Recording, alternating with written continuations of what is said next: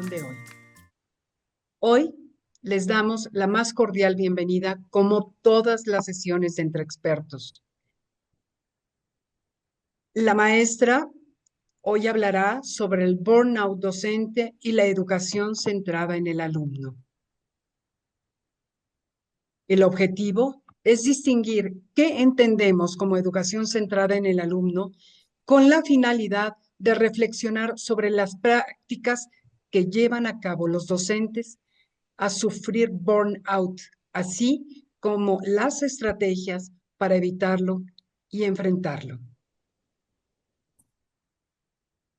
La maestra Ana Flores Rueda es licenciada en Lengua y Literatura Hispánicas de la Facultad de Filosofía y Letras de la UNAM.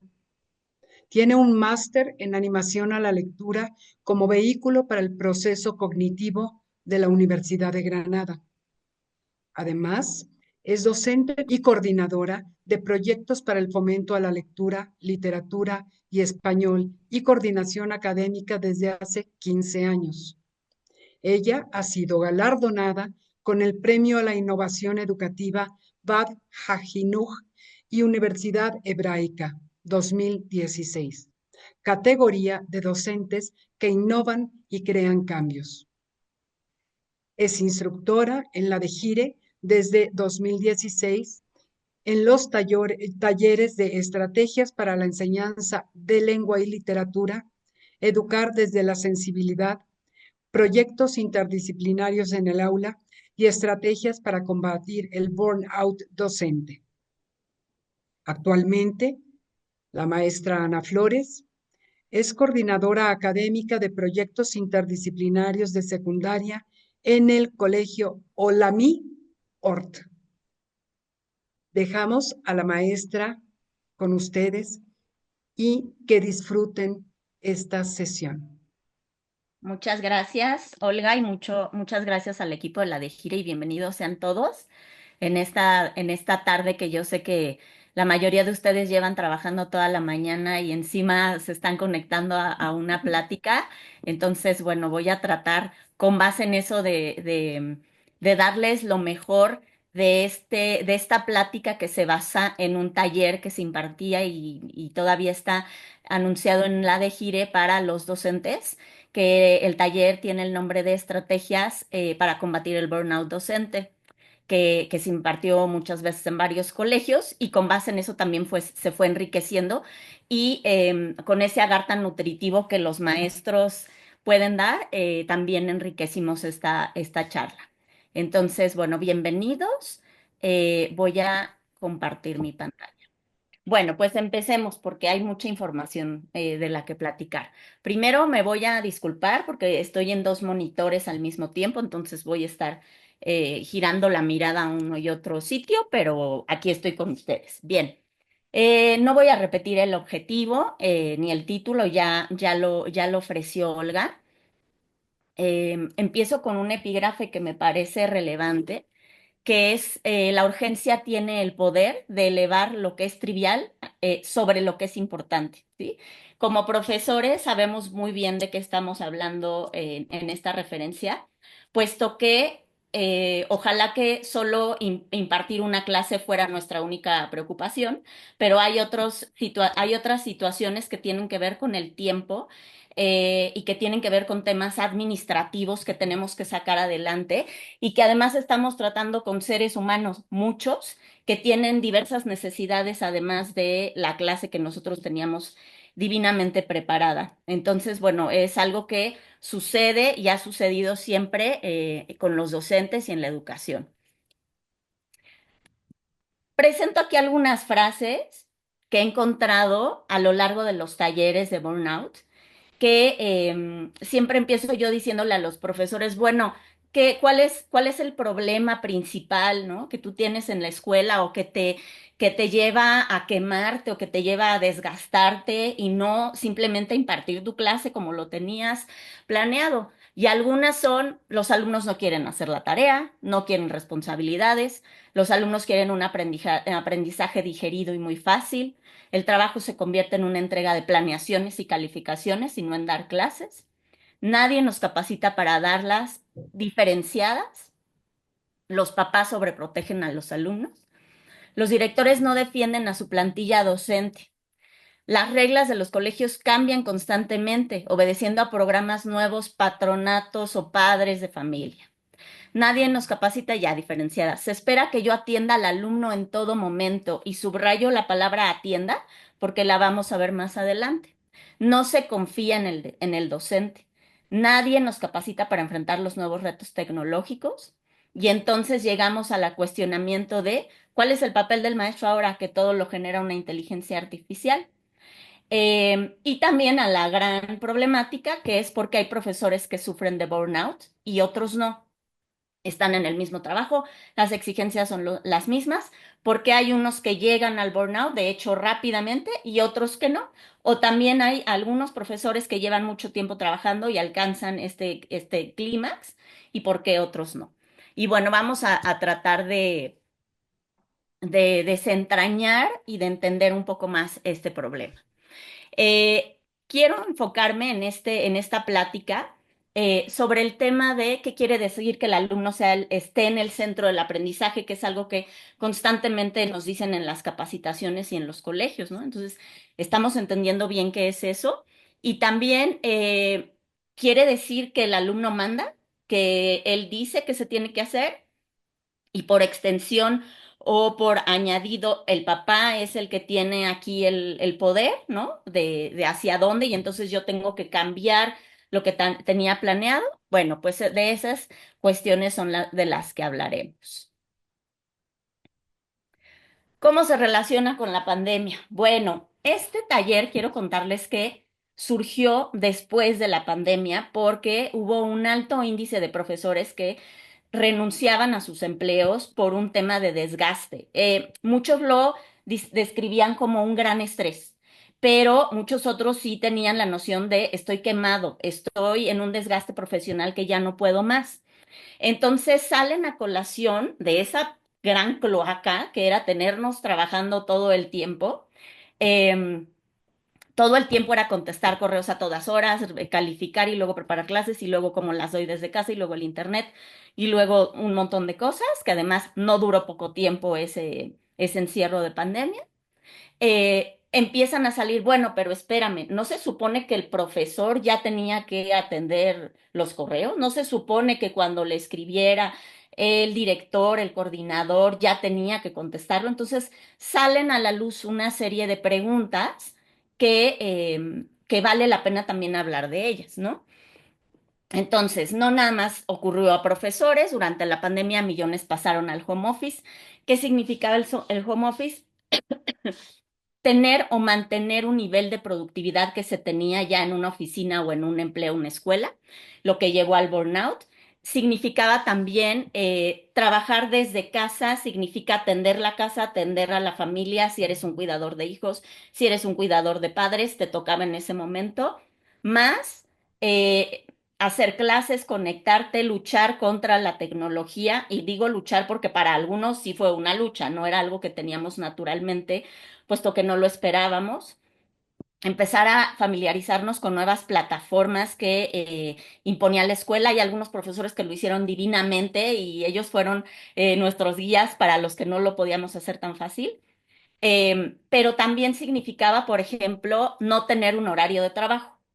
Entonces era contestar, hacer clases en todo momento, a veces era la madrugada y los profesores seguíamos contestando, había mucha incertidumbre, los papás estaban efervescentes en esto de qué va a pasar, si va a aprender el niño, etcétera. Y esto fue incrementando a partir de la pandemia.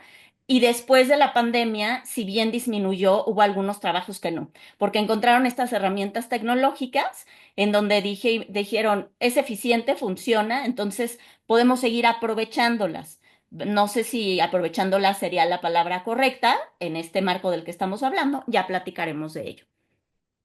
Ahora, esto llevó a varios cuestionamientos, por ejemplo, al profesor preguntarse, ¿yo cuánto debo trabajar para demostrar que sí estoy comprometido con mi colegio, con mi trabajo, ¿no? ¿Cuál es el horario laboral para un docente? ¿O debo estar disponible todo el tiempo? Y la verdad es que no hay una solución para ellos. Terminó la pandemia y tampoco se llegó como a una solución muy clara. pero el hecho de que se vuelvan cuestionamientos nos lleva también a establecer soluciones y ciertos límites. Ahora, hablemos de aislar el problema educativo. El estado del profesor influye el estado emocional, cognitivo, eh, influye directamente con la calidad de la educación de sus alumnos. Esto es muy importante que lo sepamos porque este síndrome debe constituir una de las mayores preocupaciones para un sistema educativo, y debemos empezar a cambiar cómo enfrentarnos a ese entorno que muchas veces es hostil y que es un sistema existente. Es decir, hay quienes vamos a poder cambiar algunas cosas desde nuestras demandas hacia qué queremos de nuestro empleo, pero muchas veces no podremos hacerlo. Entonces, ¿cómo empezar a cambiar esta visión o este panorama que tenemos ante el problema? Lo que debemos entender es que si nosotros no estamos bien, también nuestro trabajo está en riesgo. O sea, no se trata nada más de que si cumplo no voy a estar en riesgo. Si yo a nivel persona no estoy bien, estoy en riesgo de perder mi trabajo, y yo mismo estoy en riesgo, independientemente de que necesite un trabajo, ¿sí? Em, Cuando, por ejemplo, uno entra en depresión, uno también está en riesgo de perder su empleo por todo lo que esto significa. Y lo mismo pasa con el burnout. Es decir, es un problema que se tiene que atender, es un problema de salud, que nos permitirá, sí, seguir con un medio de subsistencia, pero sobre todo encontrarnos en un nivel de bienestar, que tenemos que seguir fomentando, ¿sí? En conclusión, no se trata solamente de tratar con todo cuidado a nuestros alumnos, que muchos de estos chicos están en lo profundo de nuestro corazón o compañeros de trabajo, sino también se trata de proveer ese cuidado a nosotros mismos. Bueno, vamos a empezar a hablar de estas diferencias entre estrés laboral y síndrome de burnout, el distrés, el eustrés, qué es estrés, etcétera. Vamos a empezar con algunos datos. Prometo que son pocos, pero son necesarios para fundamentar lo que sigue más adelante. Bueno, empecemos con el tema del estrés. El estrés suele tener muchas manifestaciones y muchas emociones. Por ejemplo, tenemos emociones como la ansiedad o el miedo o el enojo o la tristeza. Y la verdad es que todas estas emociones, como ustedes seguramente lo saben, desempeñan un papel muy importante en el ser humano. De inicio, si nos vamos a la prehistoria, su papel era dirigido hacia la supervivencia, y a la supervivencia también de un núcleo humano, ¿no? No nada más de un individuo. Y para procurarnos mejoría en nuestra vida diaria, hemos aprendido de alguna manera a afrontar el estrés, por lo que este conocimiento e identificación de las emociones nos ayuda, porque nos alerta. O sea, no es nada más están ahí y lo siento y qué terrible se siente el estrés, sino nos alerta y entonces tenemos que tomar decisiones a partir de esas alertas. Ahora, ¿qué es el distrés y el eustrés?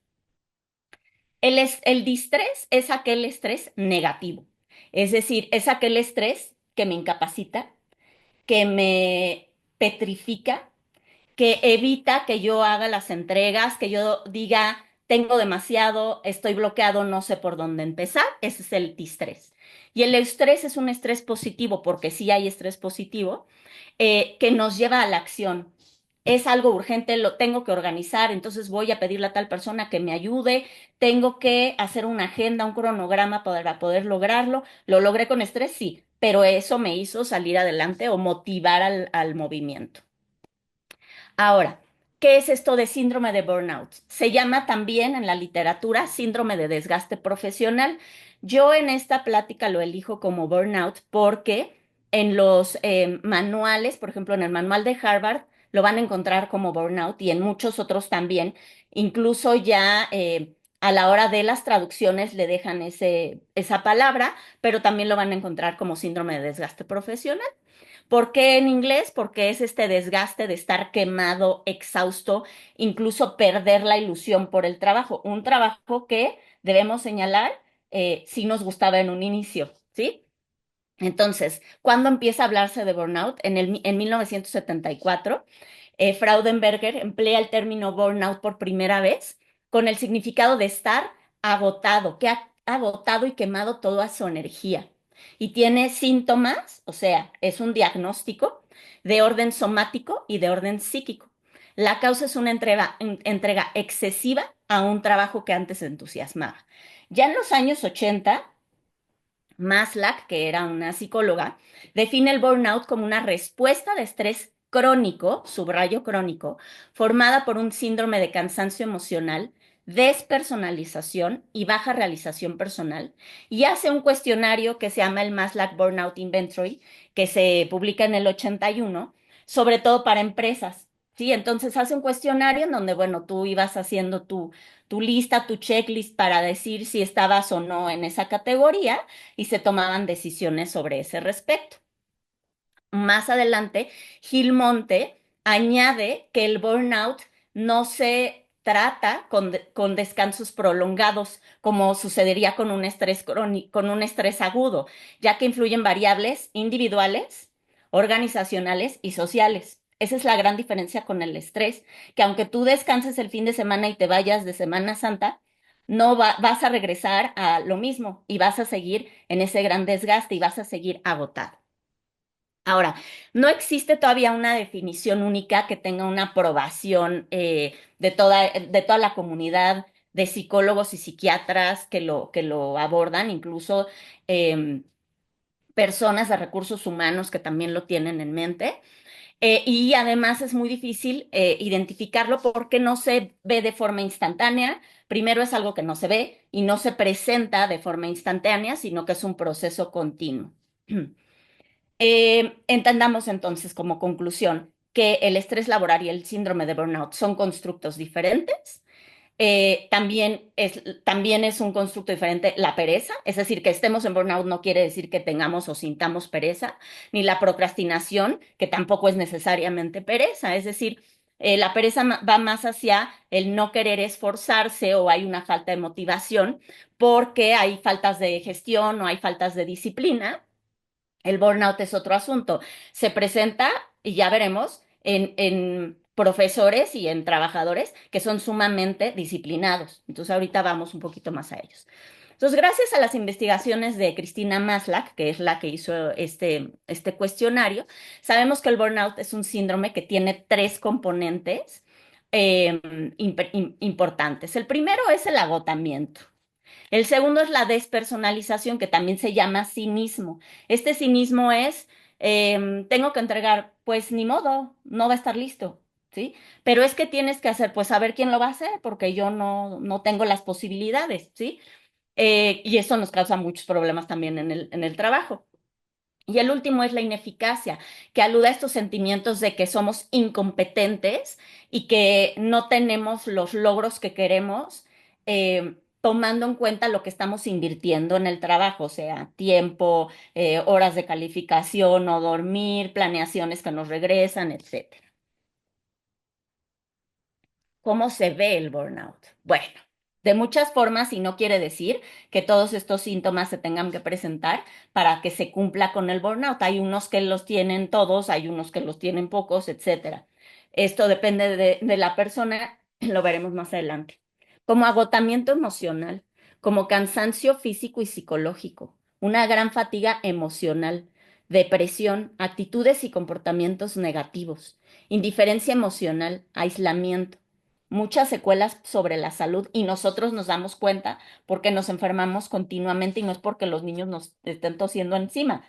Tiene también que ver con esto.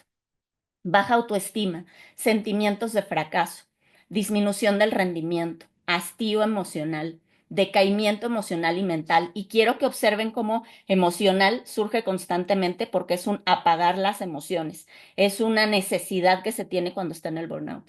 Desamparo, vacío emocional, sentimientos de inferioridad, soy ineficaz, soy incompetente.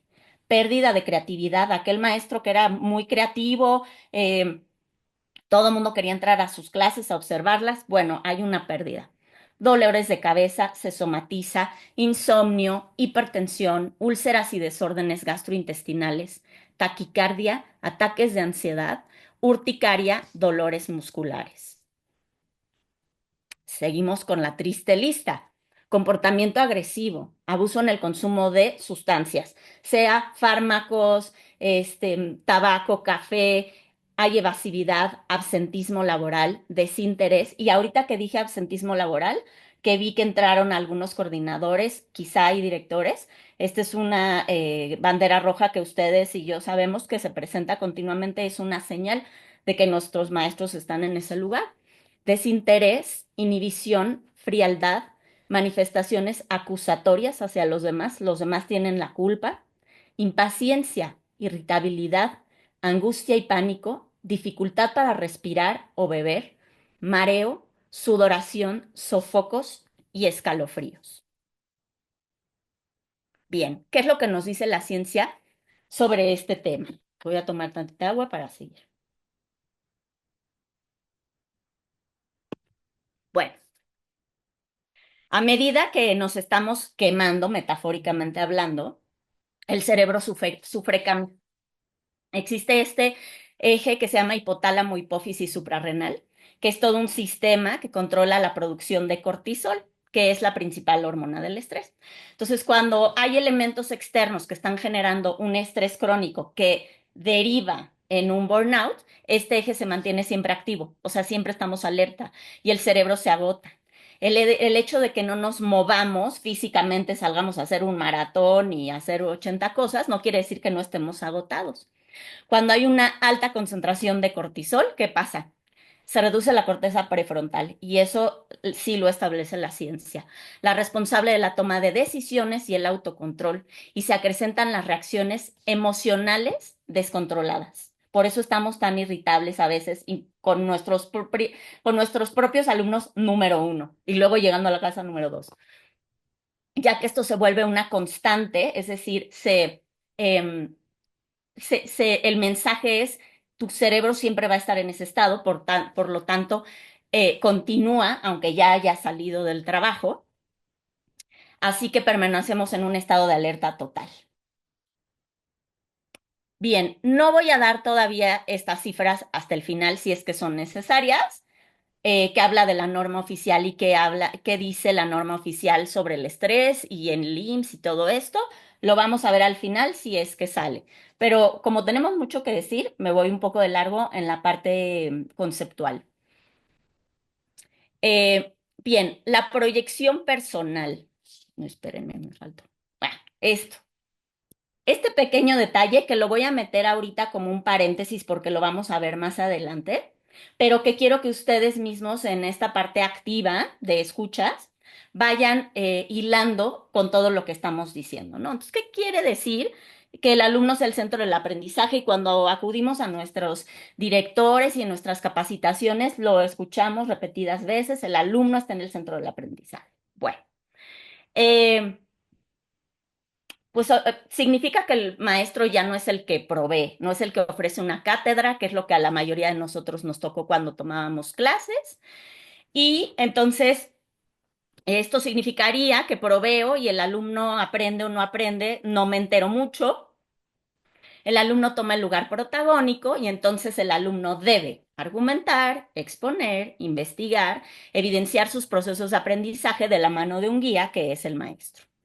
¿Esto prioriza la individualidad y la valora? Sí. ¿Esto quiere decir que sí tengo que detenerme más en algunos alumnos? Sí, eso sí quiere decir. Explicaremos más adelante si lo estamos entendiendo correctamente en la práctica, pero bueno, que quede aquí como centellante nada más. Nos vamos a hablar de la proyección personal, que esto es muy importante. En el burnout no podemos salir del trabajo. Es decir, ya es nuestra hora de salida, ya nos vamos y estamos en el transporte y en el coche, seguimos solucionando problemas, llegamos a casa, seguimos solucionándolo, estamos haciendo de cenar, seguimos pensando en cómo vamos a solucionarlo de mañana a las 7 de la mañana. Eh, y sí necesitamos un equilibrio. Esto no es algo nuevo, no estoy yo diciendo una fórmula secreta, necesitamos ese equilibrio. En el caso de Ovidio D'Angelo, habla de la proyección personal y social, proyecto de vida. ¿sí? Que es una categoría básica para interpretar nuestra identidad y volver a ella. Una identidad que además es individual, pero también es social. Entonces, en la medida que tengamos un proyecto de vida ajeno a las áreas de nuestro trabajo, aunque amemos nuestro trabajo, nos encante leer todo el tiempo de educación, debe haber un proyecto de vida que permita un desarrollo personal. Em, y esto puede ser algo sencillo, es decir, no quiere decir que me va a tomar demasiado tiempo involucrarme con ese proyecto personal, porque el proyecto personal es el disfrute de lo que a cada quien le incumbe como lo que le gusta hacer, ¿sí? Y puede estar en las pequeñas, sencillas cosas que además pueden tomar un poco tiempo, como es conversar con tu familia, como es conversar con un amigo, con tus hijos, con tu pareja, etcétera. Esto lo que tiene que promover es el disfrute diario con una visibilidad de la individualidad, porque cuando estamos en este tema de el alumno en el centro, la individualidad del alumno es importante. ¿Dónde quedo yo? Sí, ya sé que soy la guía. ¿Dónde quedo yo? Mis necesidades, que no me siento bien, que hoy vengo así, así, etcétera. Entonces, una persona puede sentir desgaste profesional sin tener una carga excesiva de trabajo. La respuesta es que sí. Entonces, algo, no, sí el sistema, pero y nosotros que estamos formando parte de ese sistema, ¿qué es lo que tenemos que hacer o hacia dónde tenemos que acercarnos, ¿no? Em, este mundo interior, bueno, yo le llamo así, ¿no? Pero en realidad es esto de la proyección personal de la que está hablando Video D'Angelo aquí. Bien, em, en este burnout intervienen diversos factores: entorno social, laboral y personal. Vamos a hablar tantito de las variables sociodemográficas, un poquito de cuáles son los resultados cuando se observa quiénes sufren este síndrome. Bueno, pues los estudios nos muestran esto. ¿Quiénes son más propensos a tenerlo? Los maestros más jóvenes, con menos experiencia, sin creencias religiosas, con menos experiencia son los más quemados laboralmente. La juventud sí es un factor de riesgo y más con los maestros recién egresados. No podemos negar que hay un cambio de paradigma generacional, siempre lo ha habido, ¿no? Y podemos ponerles nombres o el año corresponde a que eres no sé qué, pero no lo quisiera hacer porque no es algo generalizado. Es decir, no todos entran en esas categorías por haber nacido en X años. Entonces, entendamos que sí hay un cambio de paradigma, las paternidades son distintas, la crianza es diferente, hace conciencia sobre ciertas cosas que antes no se hacía, en la educación dentro de las escuelas lo mismo. Entonces, continúo. Los años de experiencia y la madurez sí contribuyen a afrontar de manera significativa las tensiones laborales. El sexo por sí mismo no es una determinante, pero no podemos desligarlo de estos factores de que la mujer, de que a veces en muchos hogares hay conflictos de rol. Es decir, sí los dos trabajan, pero mayoritariamente la crianza, la educación, la alimentación, etcétera, se van más hacia un lado que del otro. Sin embargo, en la bibliografía no está como una determinante. Igual creo que vale la pena decirlo. Bien, un grupo importante de burnout son los padres que trabajan, evidentemente. Voy a hacer aquí una aclaración. Hay mamás, amas de casa que están como cuidadoras de sus hijos y sufren de burnout. Sí, pero en la literatura el burnout está referido a lo laboral, al aspecto laboral. Y y hay mamás que trabajan y también tienen ese tema. Entonces, si tú lo conjuntas, pues hay un resultado, ¿no? El número de familias en donde los padres trabajan se han duplicado, yo diría más, triplicado en los últimos 30 años. Em, entonces, pensemos, el burnout sí, cuando estamos hablando de burnout en esta plática, sí se refiere a un mundo laboral. Es decir, hay otras personas que lo sufren, por ejemplo, les decía, amas de casa, cuidadores, cuidadores de papás, cuidadores de niños o de chicos, hermanos, hijos que necesitan ayuda, están constantemente quemados, ¿sí? Pero ese es otro tema en el que ahorita no vamos a entrar. Vámonos a las variables de la personalidad. ¿Qué tenemos nosotros que atrae tanto esta categoría o estar dentro de esta categoría? Bueno, las personas más dedicadas y comprometidas son las más propensas a padecer. Encontramos una relación significativa entre el burnout y características como la empatía, la sensibilidad, la obsesión, el idealismo, el entusiasmo y el altruismo. Es muy importante lo que voy a decirles ahora. Las personas con baja autoestima son más vulnerables. Y ahí la pregunta es, ¿qué nos lleva primero? Es decir, ¿tengo baja autoestima, luego entonces hay burnout o soy más propenso a? O bien estoy en burnout y entonces baja mi autoestima. Y la verdad es que está de los dos lados. Ahora, hay personas que no se queman, yo les decía, están en un mismo trabajo, se les exige lo mismo, tienen la misma edad, características de vida similares, porque hay unos que se queman y otros que no. Esto lo vemos ampliamente en el taller, porque llegamos juntos a las conclusiones, pero yo les voy a dar la conclusión de lo que hemos visto hasta ahora, que es que la respuesta se encuentra en la inteligencia emocional. Eh, sí hay un autocuidado en lugar de un aislamiento, sí controlan el impulso de trabajar más de un tiempo establecido, sí conviven, sí duermen, sí no se están culpando si se enfermaron y no van a trabajar, etcétera, ¿no? Ahora, los trabajadores con autoestima, vuelvo a, a este concepto, dejan de verse a sí mismos como indispensables. Esto es muy importante. Y cambian la base de su autoestima para que esta no solo sea el trabajo. Es decir, tú eres mucho más allá de un trabajo. Y yo sé que nadie queremos perder nuestro trabajo. Es sumamente necesario y hay personas que dependen de nosotros. Sin embargo, sabemos que podríamos encontrar otro trabajo. Eh, no soy indispensable en mi empleo, no lo soy. Probablemente si me corren mañana entre otro profesor en mi lugar, sea más joven, le sepa más a la tecnología, traiga nuevas ideas más frescas, eso es verdad. Pero en la parte de la autoestima yo sé lo que estoy aportando. Trabaje en este colegio, en el otro, me vaya a otro tipo de empleo, que también puede suceder. Tengo la seguridad de que lo voy a poder lograr, ¿sí? Bueno, nos vamos al perfeccionismo. Bueno, el perfeccionismo consiste en fijar unas expectativas muy altas que nosotros solitos nos autoimponemos. Nadie nos las está, eh, nadie nos las está pidiendo realmente. Y esto nos vuelve muy vulnerables a la acumulación de estrés. Por ejemplo, estar revisando una cosa 20 veces. Eso es un ejemplo muy claro que nos sucede diario porque nos quita tiempo para hacer otras cuestiones. Entonces nos pidieron el examen y estamos revisándolo 20 veces, 20 veces. Esto está unido, muy unido a la autocrítica, que no consiste solo en ver nuestros errores y ya asumo que no lo hice, que no lo entregué, que no lo hice como lo tendría que haber entregado, sino también consiste esta autocrítica en tratarnos mal cuando no alcanzamos lo que nosotros queremos. Eh, es un diálogo muy negativo hacia nosotros y es un diálogo constante y es un diálogo inconsciente.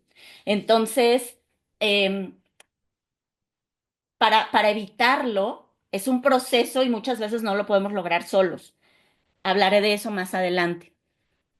Ahora, también hay una situación con el perfeccionismo que es el gran anhelo de la aceptación, que los otros me van a aceptar si yo lo hago bien, me van a reconocer públicamente si yo lo hago bien. O no puedo decir que no, ya me dejaron otra consigna y yo estoy lleno, pero no puedo decirle que no a esa persona. Los demás no podrían apoderarse de tu tiempo, ¿no? Y eso no significa que no estés comprometido con tu institución, sino que no tienes en tu gestión ese momento para llevarlo a cabo. Entonces, hablábamos del autocuidado unas diapositivas atrás y vuelvo en cuanto a que nuestras necesidades importan o no. Es decir, cuando estamos llegando al perfeccionismo, a una gestión de tiempo que se sale de control, ¿no? Que ya es solamente el trabajo. Cuando estamos en una autocrítica tratándonos mal, como vulgarmente se diría, y este anhelo de aceptación pues no estamos poniendo como una prioridad a nuestras necesidades. Bueno, llegamos a otras variables que tienen, ya vimos personalidad, ya vimos demográficas, ahora vamos a trabajo y organizacionales, porque no nada más tiene que ver con nosotros, tiene que ver también con algunas instituciones, organizaciones y colegios. Entonces suele asociarse con la docencia por la etapa educativa, ¿sí? Es decir, por ejemplo, se dice que la etapa más difícil puede llegar a ser la secundaria o los chicos de preparatoria porque están en una época difícil en la que nosotros no nada más es impartir, sino entender todo un desarrollo, cambios, etcétera. Eh, pero la verdad es que aunque eso lo dice la bibliografía, yo me he encontrado con profesores de universidad que dicen estar muy quemados y que ya no pueden y que las demandas en cuanto a los padres, por ejemplo, son apabullantes. Entonces, pues sí, ha cambiado, insisto, generacionalmente el trato, la intervención de los padres, hasta dónde la democratización de decisiones de la institución han cambiado. Elisa. Eh, Entonces, los proble- los problemas de disciplina de los alumnos sí han incrementado.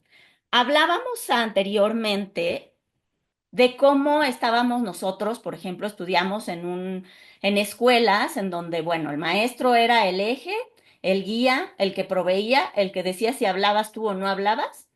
Em, el que decidía si aprendías, casi siempre digo, a través de un examen, porque la educación era estandarizada, es decir, todos tenían que llegar a este límite.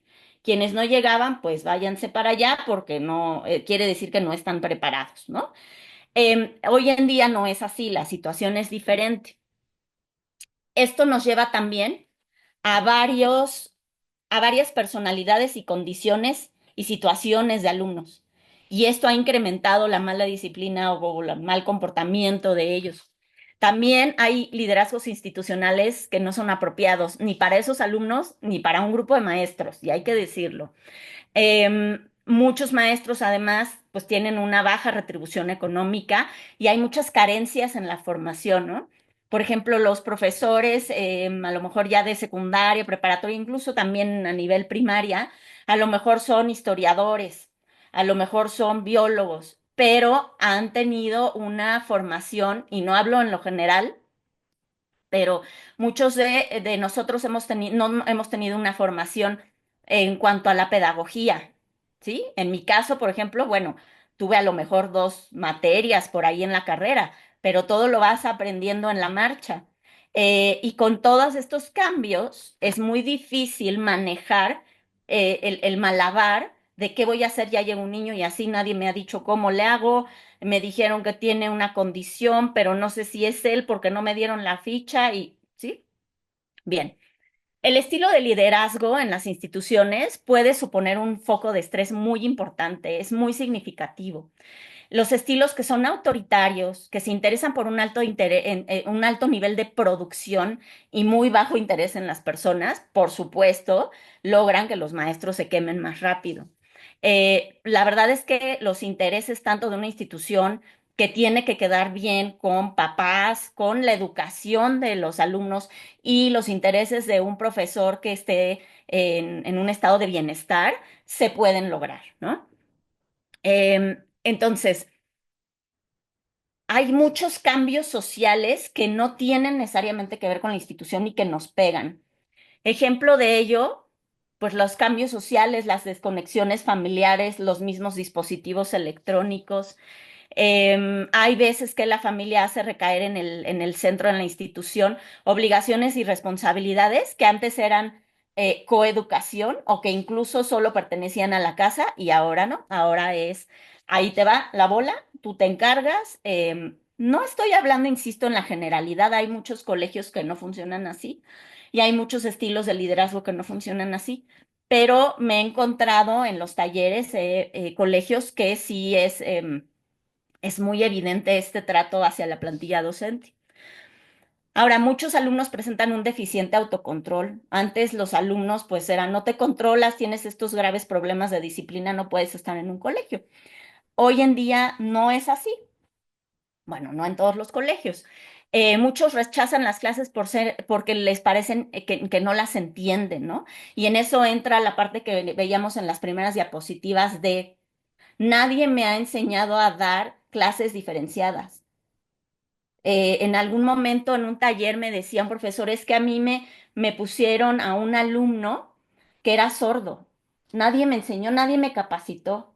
Y entonces tengo que hacer un montón de material y buscarlo porque no sé cómo llegarle. Y mi compromiso es con el alumno primero que la escuela, ¿no? Entonces, es un trabajo que tendría que ser continuo, que se necesita que la institución tenga la infraestructura completa para abrazar a estos alumnos y en realidad a todos, porque todos tienen una necesidad individual a la que tenemos que atender.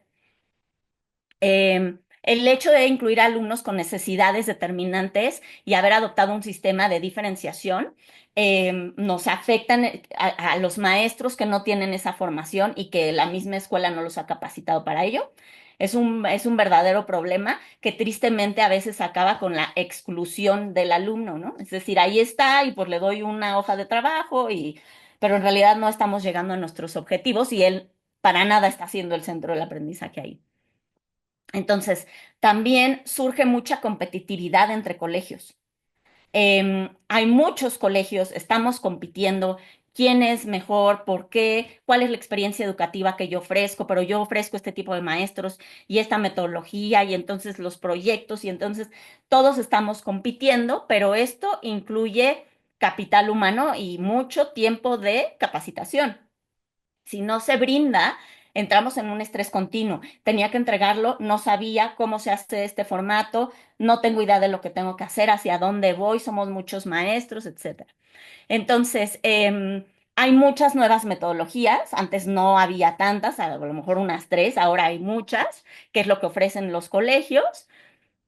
Son muy vertiginosas y son muy cambiantes, que tiene un lado positivo, pero ahorita no voy a entrar en esa parte. El maestro muchas veces tiene condiciones de trabajo poco satisfactorias, pocas oportunidades de promoción, es decir, hacia dónde crezco. Ya estoy aquí de tiempo completo, llevo muchos años trabajando. ¿Cómo le hago para hacer algo más? Y hay pocos puestos para acceder a ellos. Salarios insuficientes muchas veces. Vivimos en una ciudad caótica enorme, entonces movernos significan pues 3 horas de ida, 3 horas de regreso. Eh, Tenemos a veces una nula participación en la toma de decisiones en cuanto a aplicación de evaluaciones, por ejemplo, o en cuanto a trato sobre ciertos alumnos, siendo que nosotros somos los que estamos dentro de las aulas. Muchas de las capacitaciones que nos dan casi siempre son cursos o conferencias en cuanto a la teoría didáctica, lo cual está muy adecuado y es muy útil, pero no en cuanto al cuidado del profesor o gestiones de tiempo o organizacionales que nos hace falta, ¿no? Algunos profesores tienen más entrevistas con padres que realmente queda en clases. Entonces, papá entra y entonces hay que arreglar y ya se le prometió y estas, estas juntas con padres, digo, según la institución también, pero muchas veces tienen un alto tono de agresividad porque los papás vienen enojados, quieren solucionar, y la verdad es que tampoco nos enseñan a muchos de nosotros a cómo solucionarlos, a cómo llegar a acuerdos, aun cuando haya protocolos dentro de la institución y eso pues nos agrava el estrés. Ahora, es verdad que a nivel personal no debemos asumir que todos los problemas debemos resolverlos nosotros. En los colegios, preferentemente, y esa es una invitación por si no lo hay, así como hablaba ahorita de la infraestructura, hay que hay que apoyarnos, ¿no? Es decir, esto te toca a ti, esto a mí, yo te ayudo a hacerlo si no lo sabes hacer. No vas a recibir a padres, de eso me encargo yo. Es decir, esta parte del trabajo diferenciado, que ya es una noción muy vieja, pero creo que todavía funciona mucho, funcionaría en los colegios. Bien. Ahora, sí hay una relación directa entre el burnout y la depresión. Hay una alteración en la persona que la inmoviliza, le impide una reflexión serena, ya hablamos de qué pasa con el cerebro, y hay una modificación con la capacidad de organización. Ahora, hay ciertos hábitos que nos dicen los manuales acerca de este padecimiento Y que yo los voy a nombrar no porque sea fácil llegar a ellos, sino porque eso es lo que está establecido, que podría ayudarnos a salir de ahí, ¿sí? Hábitos como evitar la soledad, la inactividad, la inestabilidad de nuestros horarios, es decir, a qué hora comemos, a qué hora nos acostarnos, a qué hora nos acostamos. Em, en algún momento sobre este aspecto, Hannah Arendt decía que la vida libre se debe desarrollar en el ámbito de lo bello, en compañía de cosas que no se necesitan forzosamente, es decir, que no sirven, ¿sí? Que estamos hablando de la parte del ocio, o sea, no produzco y entonces ya estoy todo nervioso de no, algo anda mal, necesito ponerme estresado porque no. Em, esta contemplación, este ocio, sirve al ser humano. Y hablábamos del equilibrio hace un rato, entonces también funciona, es decir, esto que no sirve, que no produce, en realidad es muy útil para nosotros también. El manejo de las emociones, el identificarlas, el empezar a tratar con ellas, a conocerlas y a gestionarlas es un aspecto muy importante en este síndrome. Aclaro que no es un camino sencillo y más si no se nos enseñó nunca. Entonces, debemos saber que es una herramienta que existe y que está ahí para cuando queramos empezar el camino. Bien, vamos a hablar rapidísimo de las emociones. Entonces, las emociones, ¿qué son? Son espontáneas.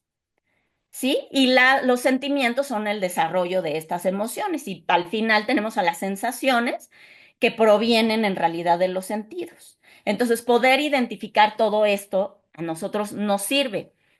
¿Por qué? Porque esto nos puede llevar a cambiar nuestros pensamientos y nuestras conductas. Entonces, se trataría un poco de identificar lo que sentimos y después ponerles un nombre, ¿no? Que entendamos cuál es el origen, es decir, se relaciona con algo que ya viví antes, me sucedió en una clase antes, aceptarlo, validar las emociones, es decir, el hecho de que en ese momento nos estén controlando no quiere decir que van a durar toda la vida, quiere decir que en ese momento están ahí por una situación aislada, determinada, que yo tengo que aprender a identificar, pero no quiere decir que van a estar ahí cuando ya me vaya a mi casa y en la noche y al otro día el monstruo seguirá ahí. No, no se trata de eso, aunque podemos empezar a pensarlo cuando estamos en esa vorágine. Tenemos que expresarlas, reflexionarlas y sobre todo tomar medidas. Cuando comprendemos estas emociones, podemos empezar a regularlas. Y es un proceso que nos permite ser resilientes.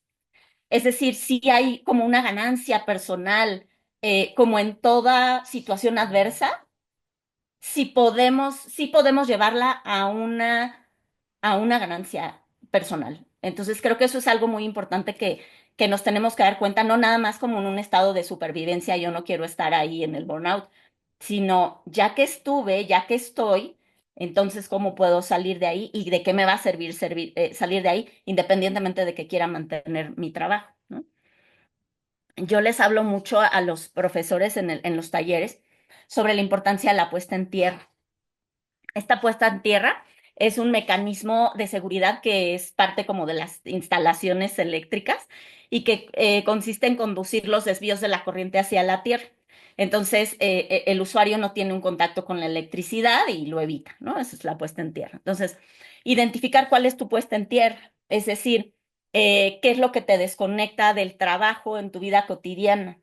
Existe, hay personas que no lo ven y a mí me ha tocado ver muchos profesores que han estado en burnout por años enteros y que cuando les preguntas qué es lo que te gusta hacer, te responden cuestiones relacionadas con el trabajo. Y sí dices qué bueno que le gusta mucho su trabajo, es un maestro muy entregado y todo lo demás, ¿dónde queda? ¿Sí? Es decir, no te gusta tocar la guitarra o meditar o correr o platicar o tejer o, ¿no? ¿Qué hay ahí que te lleva a ese otro lugar que no es el trabajo? Em, entonces, ¿qué debo hacer? Pues estos descansos. Identificar qué elementos me conectan con mi propia motivación y es muy importante que sepamos esto.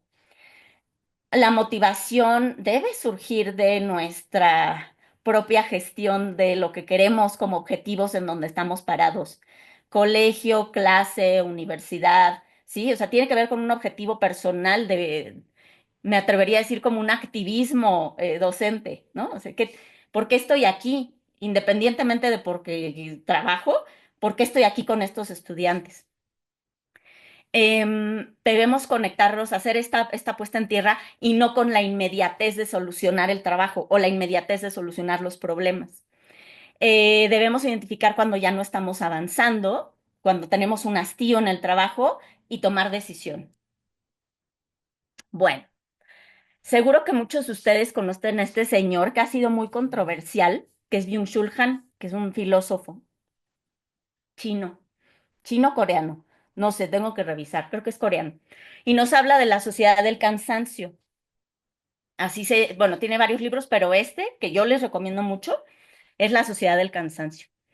¿Qué dice Byung-Chul Han en un libro muy breve y muy completo? Que dice que vivimos en una sociedad en donde hay un exceso de decir que sí, pensando que esto nos va a llevar a la autorrealización. Es una sociedad que él llama sociedad del rendimiento, que nos vende una falsa idea de libertad, pues está desregularizada. Esa libertad, o más bien, ese decir que sí está desregularizado. Y este burnout, porque él toma el tema del burnout, sería la consecuencia patológica de una autoexplotación voluntaria. El sujeto está obligado a rendir y compite únicamente consigo mismo. Hablábamos del perfeccionismo y de tener que superarse constantemente. Entonces, aquí no estamos hablando de un explotador que me obliga a trabajar. Estamos hablando de que yo soy quien me explotó, creyendo que con esto me estoy realizando y estoy cumpliendo con lo que debo cumplir para mí, para mi familia y porque así es y así es el trabajo del docente, ¿no? En este contexto, pues no es posible ninguna revolución porque no hay contra quién rebelarse, puesto que tú mismo estás generando esta situación. Em, entonces, bueno, les recomiendo que lo lean, independientemente de que puede o no ser pesimista. Creo que propone sobre este tema del que hablamos hoy, que podemos empezar a cambiar en nuestra ideología. Em, empecemos a adaptar estas expectativas personales que tenemos a la realidad cotidiana. Es decir, vamos a asumir como un proceso personal la siguiente premisa: no existe lo estático. Si nosotros estamos sostenidos de que mi trabajo seguro, yo tengo que permanecer aquí porque es mi trabajo y porque... No, lo estático no existe. Y eso nos llena de incertidumbre, pero es una incertidumbre que debemos aceptar. La vida tiene cambios y realmente ni en el trabajo ni fuera de él las cosas están bajo nuestro control. Hay poco que está bajo nuestro control. Em, ¿Existen emociones negativas? Sí. Ojalá siempre pudiéramos sentir las positivas, pero existen emociones negativas y hay que saber que van a pasar, que si nosotros aprendemos a gestionarlas, no nos vamos a estacionar en ellas. Y hay que procurarnos la mejor calidad de vida posible, lo que esto signifique para cada uno de nosotros, el concepto que cada uno tenga de ese bienestar. Bien, voy a empezar a hablar ahora sí de estrategias sencillas y prácticas y que seguramente muchas ya las llevan ustedes a cabo, pero la combinación o los pequeños detalles que todavía no hacemos nos van a hacer que lleguemos a grandes cambios. Bueno, la parte de la organización para muchos docentes, sobre todo a los que, por ejemplo, dan clases a varios grupos o en varias escuelas, es básica, ¿no? O sea, por ejemplo, el uso de agendas, de cronogramas, de recordatorios. Em, Perdemos mucho tiempo tratando de recordar qué es lo que teníamos que entregar y en qué fechas y cuál era el límite de tiempo. Y el estrés viene cuando olvidamos, sabemos que hay algo pendiente y estamos alerta, pero no recordamos qué era. Intentemos realizar una tarea a la vez. Yo sé que en un colegio es básicamente imposible, pero tenemos que empezar a poner esos límites. Primero, déjame determinar esto que me dejaste, em, que me diste como una consigna. A continuación tendré clase. En ese momento nadie, por favor, entre. Y después voy a atender al alumno, etcétera. Em, Felicitarnos y congratularnos después de haberlo hecho, después de haberlo hecho bien. Yo tengo una compañera de trabajo que hablo mucho con ella acerca de cómo vemos todo lo que nos falta en el día. Vemos lo que nos falta en la semana y en el mes y el próximo mes tenemos que, pero realmente no volteamos hacia atrás a observar lo que ya cumplimos y que lo cumplimos bien. Entonces eso es muy necesario. Es decir, congratularnos es casi tan importante como haber hecho la consigna. Hay que organizar el lugar de trabajo y los recursos que usamos. Tratemos de tener las cosas a la mano, llegar con tiempo. Desechemos lo que no usemos, ¿no? Me refiero planeaciones, estos documentos no me sirven, lo voy a tener organizado para llegar e implementar lo que necesito. En cuanto al autocuidado, ¿qué es lo que dicen los manuales? ¿A qué debemos acercarnos o tratar de acercarnos en este proceso de bienestar? Realizar ejercicios con regularidad, dormir entre 7 u 8 horas diarias, no usar dispositivos electrónicos antes de dormir. Una buena alimentación, ¿no? Con horarios fijos de comida en donde disfrutes tu alimento, tener un pasatiempo de preferencia creativo, dedicar tiempo a las actividades que te gusten, que sea ver una película, salir a bailar, conversar, hablar con la amiga, el amigo, reunirse con gente, salir a caminar, acercarnos con personas con las que podemos reír, ¿sí? Esto nos da mucho bienestar, dibujar, tocar un instrumento, lo que tú escojas de esto. Entonces, esto produce endorfinas que son básicas para mantener un equilibrio mental, ¿no? El escuchar música se ha comprobado que ayuda a reducir el dolor, por ejemplo, y provoca segregación de endorfinas también, que son estos neurotransmisores que generan nuestro cuerpo y que nos hacen sentir bienestar. Los pensamientos negativos son una plaga terrible para nosotros. En su mayoría son involuntarios, ¿no? Son parciales, son distorsionados, son sesgados, repetitivos y realmente no están contribuyendo a solucionar ningún problema. Causan gran malestar psicológico y debemos hacerlos conscientes y detenerlos. En la soledad, en el aislamiento, es muy difícil que lo podamos hacer. Hay personas que lo logran muy bien, pero bueno, la mayoría de nosotros no. Em, Bien, el alcohol, el uso de alcohol. No estoy diciendo que el alcohol esté mal o el café esté mal, simplemente entendamos que es un depresor. Entonces, si estamos en burnout, estamos en depresión, pues el alcohol no es un buen compañero. La nicotina estimula la secreción de cortisol. Eh, Sobre el ejercicio físico es recomendable, no digo que todos podamos ir a prepararnos para el maratón, pero pasear, caminar, bailar, estirarse, hacer yoga. Esto va muy unido a la contemplación, a lo que nos gusta simplemente ver, a lo que nos gusta simplemente hacer. Tomar un café en la mañana, ver el amanecer, está lloviendo, bueno, ya salí un rato a ver la lluvia. Yo sé que suena algo un poco hippie, ¿sí? Pero en realidad todos estos son alimentos para el ser humano y no nada más el desarrollo laboral.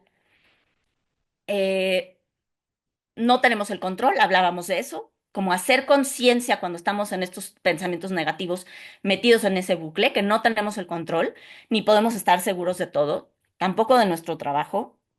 La mayoría de estos autores, que al final vamos a ver las fuentes, nos invitan a aceptar riesgos, sobre todo aceptar la finitud de la vida.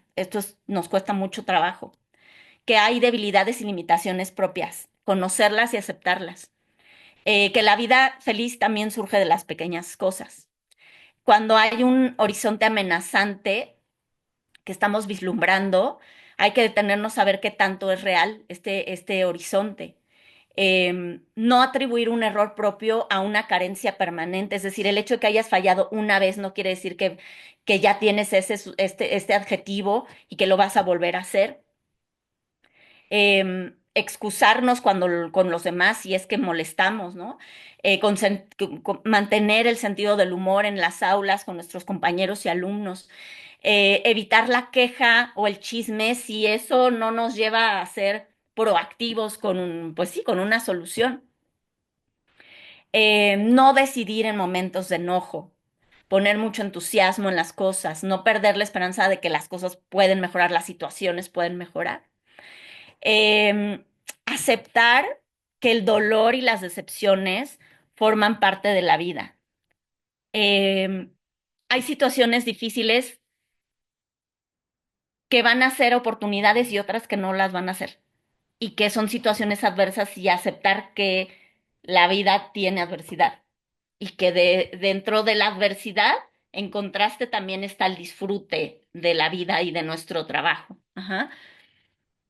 Ahora, hay personas que se acercan a otras personas para lograr salir del burnout o del estrés crónico o de la depresión, como por ejemplo, pues terapia o coach o meditar, o hay quien se acerca a su iglesia, o hay quien se acerca a su grupo de apoyo, a su red de apoyo. No me gustaría como hablar de esa parte en cuanto a qué es lo mejor, ¿no? Tengo propuestas que vemos en el taller, pero creo que eso es algo individual que nosotros conocemos, hacia quién tenemos que acercarnos. Bien, creo que bueno, quisiera hablar de las dinámicas grupales rápidamente. Hay una gran importancia en tener vínculos de apoyo, redes de apoyo y vínculos laborales con personas dentro de nuestro trabajo, que no nada más compartamos salón o clase o ahí te veo y te saludo. Y esto también tiene que ver con em, los estilos de comunicación, cómo nos comunicamos con nuestros semejantes dentro y fuera del trabajo. Están relacionados con nuestra personalidad y nuestra forma de afrontar los conflictos, y también con la gestión de nuestras emociones. Entonces tenemos el estilo conocido, que es el pasivo, el agresivo y el asertivo. Los estilos pasivo y agresivo son pues extremos. Y en el punto medio se sitúa el estilo asertivo, que constituye el grado óptimo de comunicación. ¿Se requiere ejercitarlo? Sí. ¿Se requiere pensar a veces mucho lo que se le va a decir a la otra persona para que no se sienta mal y entonces no generar roces en el trabajo? Sí. Y creo que vale la pena hacerlo. Tener relaciones sociales cercanas es un recurso básico para que podamos afrontar las situaciones que nos generan estrés, porque lo podemos ver desde otro punto de vista y se nos pueden dar soluciones que quizás nosotros no teníamos contempladas.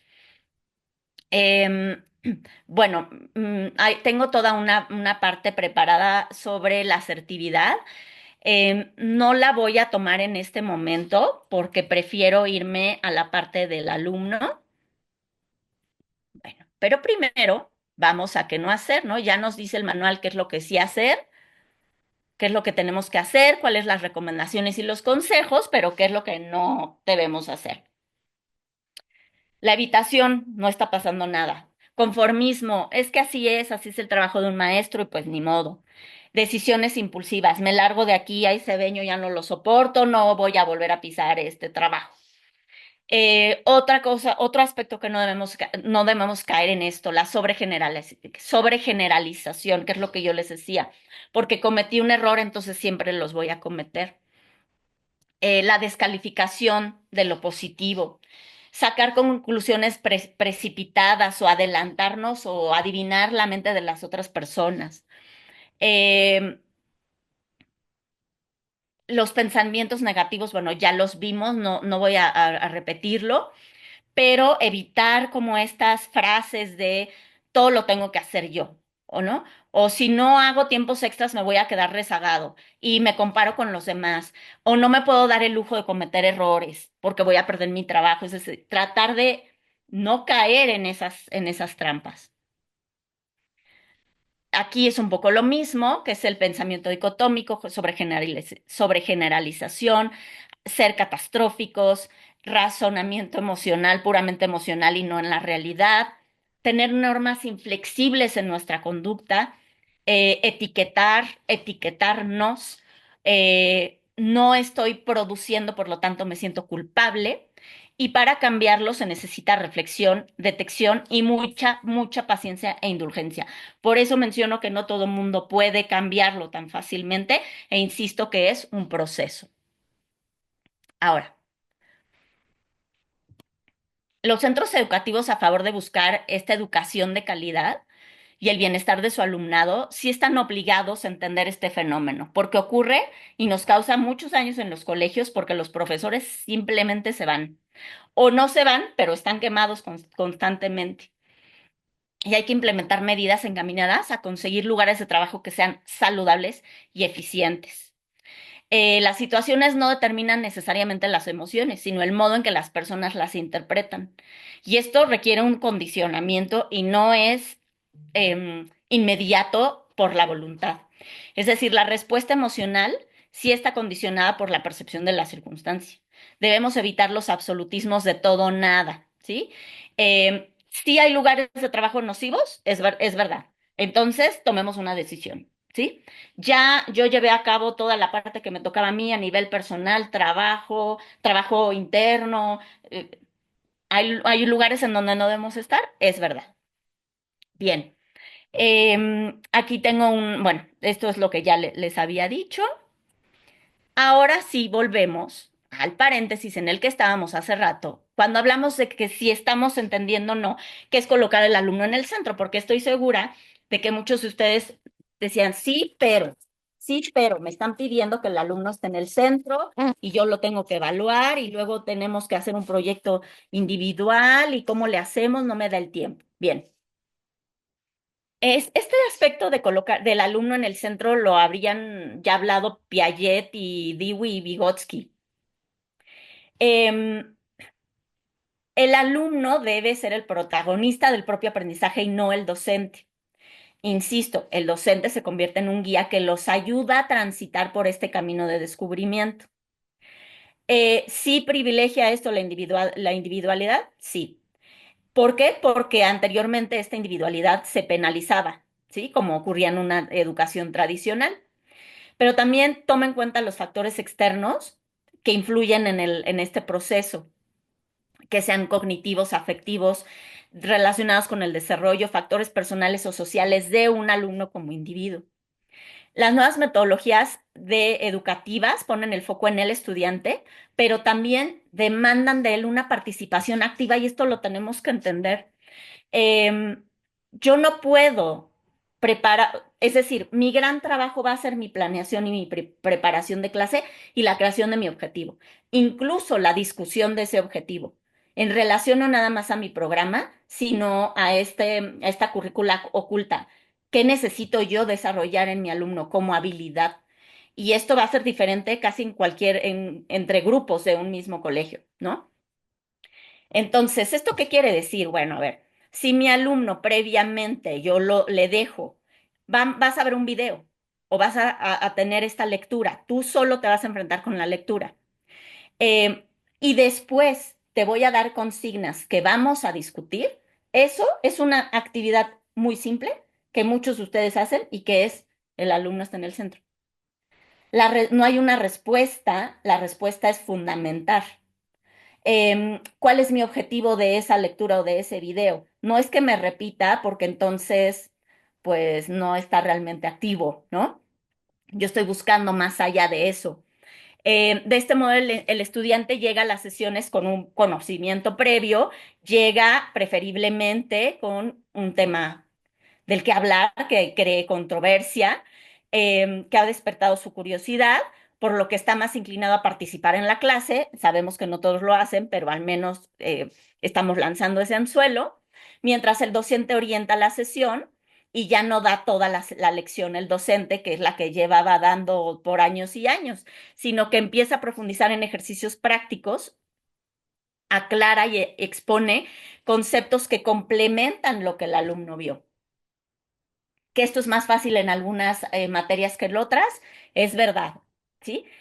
Sin embargo, pienso en materias que son más densas en cuanto al profesor se tiene que sentar con el alumno a explicar y también se puede llevar a cabo, quizá no en todas las sesiones, pero se puede llevar a cabo. Esta inversión en la ecuación, o sea, cambio el lugar del profesor y del alumno, abre un espacio para el debate, debe abrir un espacio para el debate y la discusión de ideas que potencian el aprendizaje del alumno y que la educación tradicional con un profesor enfrente dictando cátedra no la tendría, ¿sí? Entonces estamos tratando de desarrollar otros aspectos. Ahora, ¿cómo se ve un aula, un salón en donde el alumno está en el centro? ¿Cómo se vive? Son alumnos que reciben lecciones cortas y que son partícipes de la clase porque tienen un conocimiento previo. La clase está diseñada para que el alumno registre y discuta. Sí tiene que discutir. Para que él sea evaluado en clase, pero también para que él se evalúe y él cree sus instrumentos de evaluación y tenemos que enseñarlo hacia ese camino. Para que él se haga responsable, formule preguntas y se autorregule. El alumno y el profesor intervienen hablando en cantidades similares o mayormente el alumno. Si esto sucede es porque estoy planeando correctamente mi clase. La cantidad de trabajo que invierte el maestro debería ser la misma que invierte el alumno. Y eso no quiere decir que el profesor hable mucho. Va a, va a planearlo muy bien y va a implementar su planeación. A veces no nos salen los resultados que queremos, pero nos salen otras conclusiones con base en las cuales podemos seguir construyendo. Todo aquello que el alumno pueda hacer por sí mismo, por favor, que lo haga. Evitemos que decir el papá quejándose de el maestro no atiende a mi hijo. El maestro no está para atender al niño en este centro de aprendizaje ni en ningún otro contexto. Es decir, el maestro es el guía, la guía. Pero atender que yo haga así con mi manita y entonces llega el maestro y me explique, regresa la instrucción. Vamos a ver, no entendí qué es lo que no entendiste. Formúlalo como una pregunta concreta, formúlalo con un concepto concreto. De otra forma, yo repetiré las mismas cosas o la misma respuesta 18 veces y entonces, por supuesto, está unido al burnout. Es decir, si hay no estoy diciendo que la causa del burnout sea únicamente el que no entendemos o no se nos permite este ejercicio de realmente el alumno en el centro, sino que muchas veces colabora con que el maestro esté en un burnout y muchas veces es porque no se ha entendido correctamente. Yo estoy dando en esta plática ejemplos pues muy generales y a cuentagotas. ¿No? En el taller, por ejemplo, pues sí, nos sentamos y entonces analizamos casos en específico, pero es importante que observemos en realidad cuál es la expectativa que se tiene del profesor hoy en día. Y cuando regresamos a esas preguntas de nuestras primeras diapositivas, en realidad es verdad que estamos poniendo al alumno en el centro, que lo estamos haciendo responsable, autogestivo, autosuficiente para que él tome decisiones. Sé que las características de nuestro alumnado por generación, por cómo son, es la inmediatez y sé que quieren que tú les des la respuesta. Incluso ellos la podrían buscar con un botón en su celular, pero lo que quieren es que tú soluciones en ese momento. Nosotros tenemos que revertirlo, no porque tenga algo de malo eso, sino que en la educación que nosotros queremos que habla de procesos, no nos está haciendo funcional. Bien, ¿cuáles serían mis propias recomendaciones hablando del burnout? Personalmente, y no quise empezar con esto porque pues, no es lo importante, pero creo que puedo añadir algo. Yo he sufrido de burnout varias veces y me ha tocado trabajar con profesores de la mano en proyectos y como coordinadora de ellos mismos que han estado en burnout. Y es algo evidente, les repito, que tiene que ser un problema a atender, así como si uno de nuestros alumnos estuviera en un estado que le impide aprender, también tenemos que ver por nuestra plantilla docente. Entonces, bueno.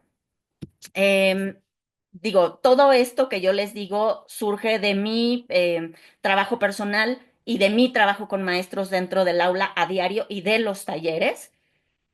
Mis propias recomendaciones o lo que a mí me sirve para evitar caer en este estrés crónico y que devenga en un burnout. Yo tengo mis propios notas de descubrimientos, ¿sí? Que es una bitácora. Yo ya sé que insistentemente caigo en esto, en este tipo de clases. Estoy fallando. Recuerda que tienes que hacer esto. Acuérdate esta actividad. Es muy útil que los pongas a hablar. Es muy útil que leas con ellos porque generas un ambiente de... Cuando vengas enojada, evita hacer este tipo de comentarios, sí, o sea, cada quien sabe en lo que puede caer y que crea un ambiente tenso, no nada más para nosotros, que acabamos agotados en esas clases, sino también con los alumnos. Creo que el consejo principal que yo les doy es ser muy pacientes con nosotros mismos y muy indulgentes, en el sentido de que así como nosotros ya les decimos a nuestros alumnos, se vale fallar y qué bueno que fallas porque aprendemos del error, que también podamos aplicarnos a nuestras experiencias laborales. Em, Voy a pedirles a todos, y digo, no los estoy viendo porque aunque pedimos cámaras abiertas, veo a muy pocos con la cámara abierta y tampoco se trata de espiar, pero les voy a pedir a todos que por favor cierren los ojos. Les voy a pedir que cierren los ojos y que identifiquen su lugar de calma. Su lugar de calma puede ser un lugar, valga la redundancia, puede ser una persona, puede ser un lugar del pasado, que identifiquen qué sienten, qué emociones les genera ese lugar, qué sensaciones hay alrededor de ese lugar. Y les voy a pedir que lo guarden, porque mi propia recomendación, la más importante quizá, es que ese lugar siempre está ahí. Aun cuando existe el estrés diario, la urgencia sobre lo importante, siempre podemos acudir a ese lugar de calma, porque ese lugar de calma nos pertenece. Y aunque todo lo demás pueda cambiar, ese lugar va a estar ahí siempre para nosotros. Bien, les agradezco mucho este breve ejercicio. Me hubiera gustado que hiciéramos más, pero bueno, el formato ahorita es una plática. Finalmente quiero comentarles acerca de las fuentes. Jean-Pierre Astolfi con el error que es un medio para enseñar, que también es para nosotros, para enseñarnos a nosotros. Byung-Chul Han con la sociedad del cansancio. El proyecto de vida como categoría básica, que es de Angelo, que lo veíamos al inicio. El síndrome de burnout en los docentes.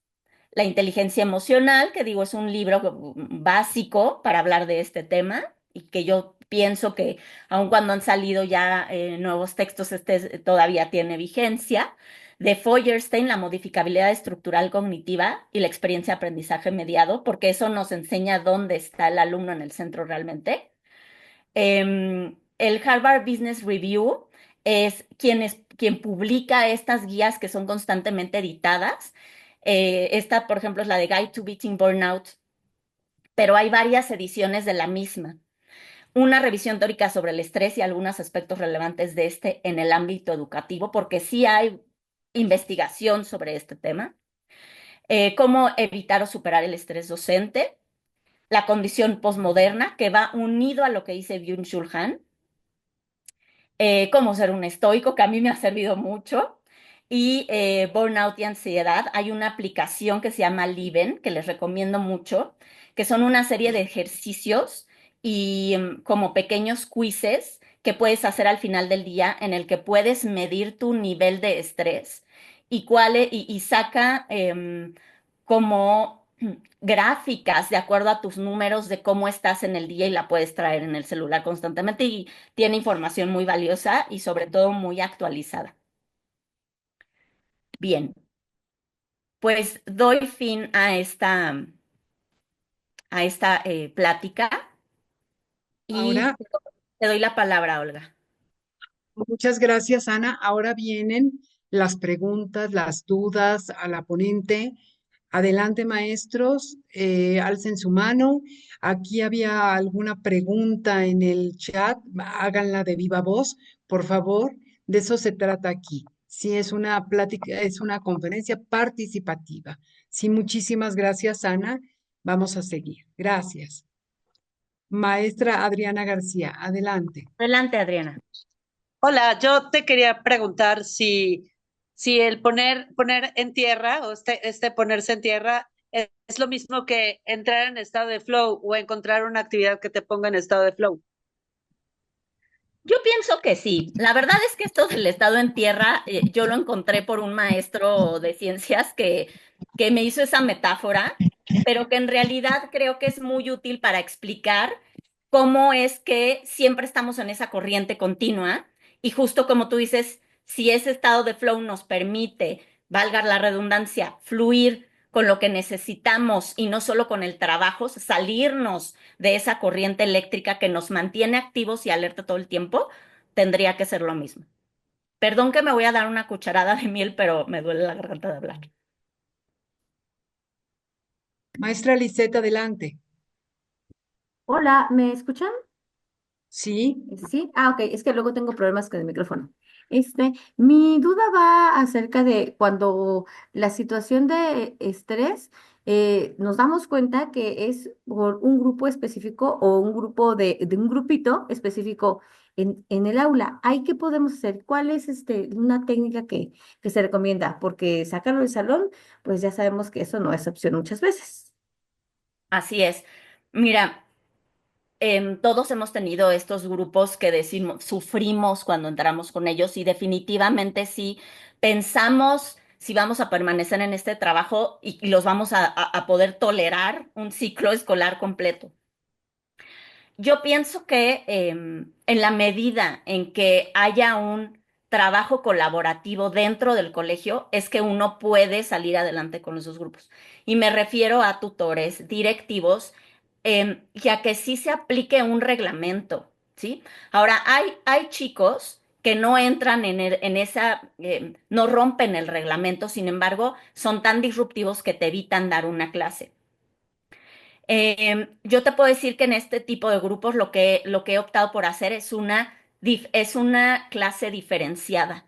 Es decir, separarlos y tomar algunos pocos y romper completamente con la rutina de mi clase que puedo impartir perfectamente en otros salones y con ellos romper y hacer algo diferente. Hay veces que vas a tardar mucho hasta dar con el blanco, ¿sí?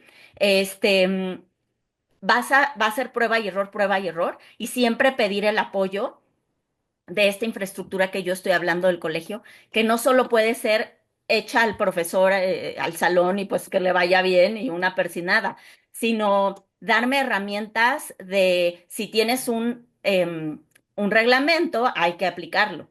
¿Qué sucede? Esto no está contemplado en el reglamento. ¿Cómo le hacemos ahí? ¿Hasta dónde puedo llegar yo con estos alumnos? Es decir, no me refiero a gritarles, ¿no? Me refiero a cuáles son las consecuencias de las que estamos hablando, ¿sí? Ay, gracias. adelante, maestro Carlos. Buenas noches. Eh, Perdón que no me presenté hace rato, pero ya habían empezado y no quise interrumpir.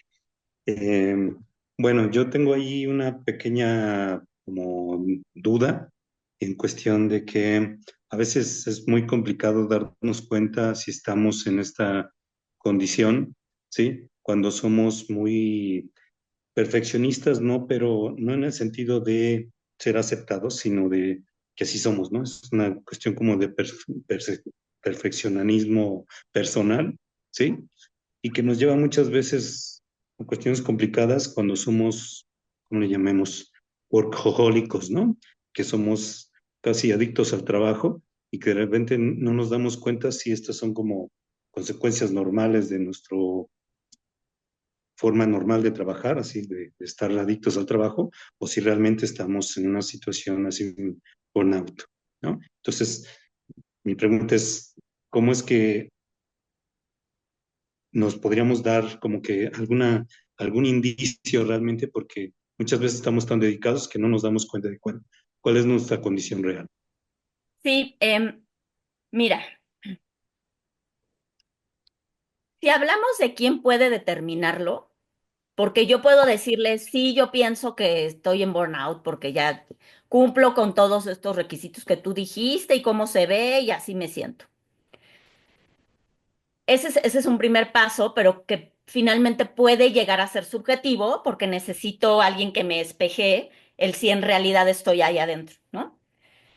Desafortunadamente hay muchas carencias alrededor de este tema. Em, en otros países, bueno, uno puede argumentar su depresión y que le den una incapacidad, por ejemplo. Em, en algún momento yo platicaba con un maestro de un taller y me decía, también el burnout está contemplado. Tú puedes ir pues al IMSS, por ejemplo, y entonces pedir que seas evaluado acerca de si estás o no estás en este burnout. Em, Cuando yo investigué todo el protocolo y el proceso que se tiene que hacer para llegar ahí, hay, hay elementos del protocolo que no existen en muchos de los colegios. Entonces, ¿no? ¿Hacia dónde volteo? Por ejemplo, es como la norma oficial dicta que el patrón tiene que dar seguridad y bienestar emocional, psíquica a sus empleados. Sí, y luego si algo de ahí se rompe, ¿yo a quién lo reporto? Y hay colegios que no tienen a quién reportarlo. Entonces, eso es un gran problema sistémico. Entonces, es más, hay colegios que sí tienen un recursos humanos, hay colegios que te contrata una psicóloga organizacional que sabe muy bien por dónde y te escucha, pero hay otros que no, y me temo que quizás son la mayoría. Entonces, creo que lo correcto, y por eso yo hablé tanto de el cambio personal, es acercarnos con un profesional que nos pueda orientar sobre lo que necesitamos, porque si bien puede haber, yo se los decía, un trabajo que sea nocivo para nosotros completamente y que tiene un constante ir y venir de profesores y cambios de plantilla docente y que es evidente para todos, y que a lo mejor pero a lo mejor me quiero quedar ahí. Entonces, ¿qué voy a hacer yo desde lo personal? Y por eso me enfoco tanto en ese trabajo, porque desafortunadamente en este protocolo hay muchas carencias. Es triste decirlo, pienso que al hablarlo y al dar este tipo de talleres se pone sobre la mesa que existe y que es algo detectable y que existe literatura hacia el tema y que en un futuro pueda ser mejor. Sin embargo, el día de hoy que hay esos huecos, yo recomiendo que se acerquen a un profesional y si no lo tienen en el mismo colegio, es decir, que el mismo colegio no puede proveerlo porque se enfoca en los alumnos, entonces me acercaría yo mismo a un profesional, a un psicólogo. Y hay muchos tipos de terapias que trabajan estos aspectos, por ejemplo, conductivo-conductual, etcétera, que son óptimas para trabajar ciertos procesos. Entonces, eso es lo que yo recomiendo y les recomiendo a mis maestros también del taller. Ahora, si me permiten intervenir, ya hay colegios hoy en día que tienen la parte del apoyo psicológico para los alumnos y el apoyo psicológico para los maestros. ¿Sí? Ya son pocos, pero los hay. O el mismo psicólogo atiende a unos y a otros. Creo que esto es importante hoy en día. Sí, adiós, Maestra, Carlos.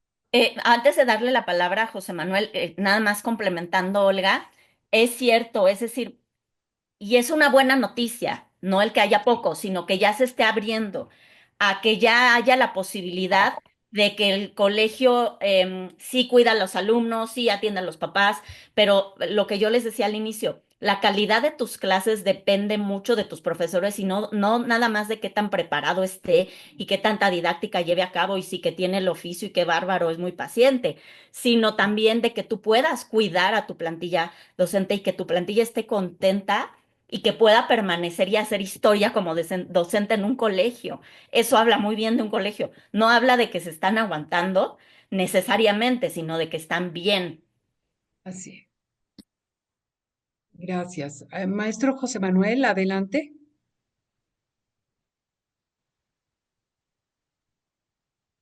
Hola, ¿qué tal? Buenas noches, gracias por la charla. En particular me gustaría como dar algún tipo de tip que probablemente a mí me sirvió. En cierto momento también yo me sentía con todas esas características que iba mencionando y que una de las preguntas que me iba haciendo yo es, además de tener como el control y regulación emocional, una de las preguntas es, ¿qué estilo de docente, por ejemplo, tengo?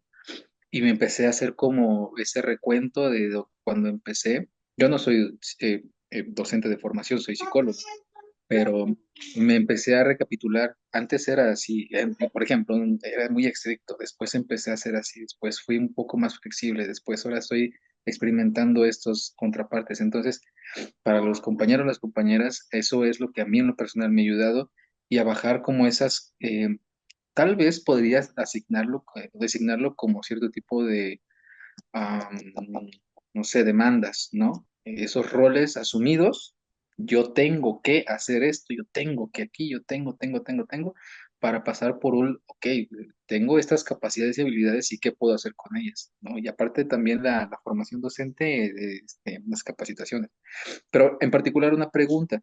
Hay como lo bien comentaba, ¿no? Que en cierto modo se atiende tanto al alumnado como al profesorado, pero hay algunas instancias, ya sean gubernamentales o de la institución misma, que puedan brindar algún tipo de asesoría al profesorado en el aspecto socioemocional. Llámese, por ejemplo, que, no sé, en la Facultad de Psicología de la UNAM, en la FES, por ejemplo, este, perdón, algo, ¿no? Entonces, ese tipo de situaciones o instancias gubernamentales, si es posible que haya algún tipo de instancias de ese tipo. Muchas Sí, gracias, muchas gracias. gracias, José Manuel. Primero voy a responder esto y luego ya me voy a lo anterior. A los que se están despidiendo, adiós. Y gracias por estar aquí.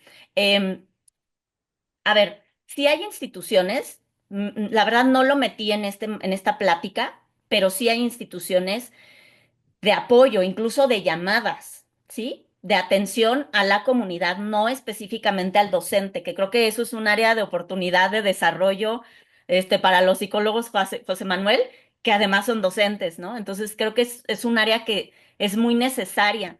Y lo que ha terminado siendo es como una red de apoyo. O sea, hay redes de apoyo dentro de las facultades que no nada más dan, bueno, hablabas de la facultad de psicología. En general, en las facultades, no en todas, pero sí hay este apoyo que atiende también a personal, a civiles fuera de las facultades. La verdad es que ahorita tendría que abrir mi presentación, déjame ver si lo puedo hacer, para darles estos datos porque sí es muy útil, sobre todo que sea accesible para todos nosotros. En cuanto a tiempos, posibilidades, si trabajamos todo el día y llegamos, cenamos y nos dormimos, pues a qué hora voy a tener esta atención que es tan necesaria para mí. Déjenme ver si lo puedo abrir y se los comunico ahorita. Y aunado a lo que tú decías del cambio de paradigma en un mismo profesor, es verdad que no somos los mismos profesores cuando empezamos clase ahora. Y es más, podemos tener muchos años de experiencia y luego en 3 años ser otra persona y que nos pase algo en la vida que nos haga cambiar nuestra forma de ser docente. El simple hecho de convertirnos en padres, en tíos, en una pérdida de nuestros mismos padres, es un cambio de paradigma como personas que nos lleva a cuestionarnos otras cosas. Em, por ejemplo, hay maestros que eran muy estrictos y tuvieron que ver y vieron que eso traía más problemas. No dejan de exigir, pero ya le bajaron 3 rayitas al grito. Porque además ya hay niños que tú les pegas un grito y no, ya por el nivel de voz y de tamaño, pues ya no va a ser nada efectivo, ¿no? Entonces, tienes que ser muy inteligente en tus estrategias. Es más, tú puedes ser un maestro sumamente estricto, exigente, incluso intransigente, y sabes que con un alumno que se te pone al tú por tú, tampoco puedes actuar así, porque va a ser contraproducente para ti. Entonces tienes que ser como muy inteligente y tener, la verdad es que eso también se logra con la experiencia, de ver cómo tratar a ciertos alumnos que además tú ya los has visto, cómo actúan, etcétera. Y si no tienes ese apoyo del colegio, tú tienes que empezar a ser sensible ante cómo tratarlo. Así que sí te agradezco mucho ese comentario. Adelante, Josefa. Voy a tratar de abrir esto mientras escucho.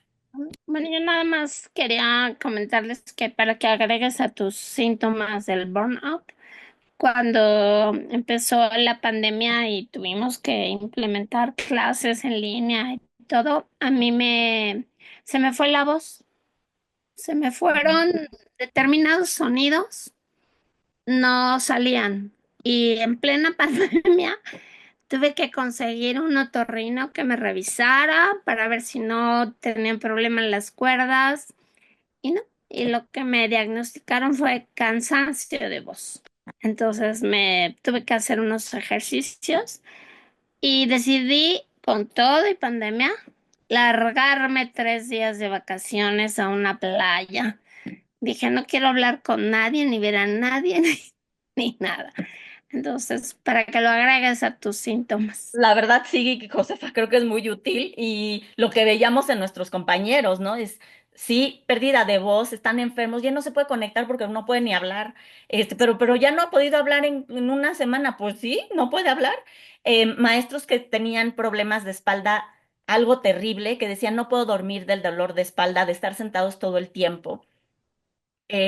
Incluso alumnos, ahorita que tú comentaste esto, yo tenía una alumna que su voz era siempre quebradiza. Y yo decía, pero si así ella no habla cuando estamos en el salón, ¿qué pasa? Era como siempre, como si quisiera llorar todo el tiempo. Entonces yo preguntaba, ¿pero está muy estresada? ¿O qué le pasa? No, no tiene voz. Pero ella no habla todo el tiempo en una clase, no tiene voz. O sea, había muchos otros síntomas muy particulares según el individuo que fue algo completamente nuevo y ojalá que no nos vuelva a pasar. A Estemos mí uno preparados. me dio eso.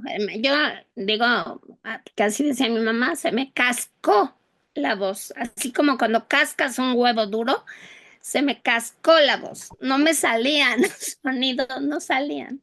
Porque además también es paradójico en un profesor que hablas mucho tiempo en el día, no nada más dando clase, hablas, solucionas, haces, pues ya hasta acá yo tenemos, ¿no? Entonces, realmente sí, sí es verdad, lo voy a añadir. Muchas gracias.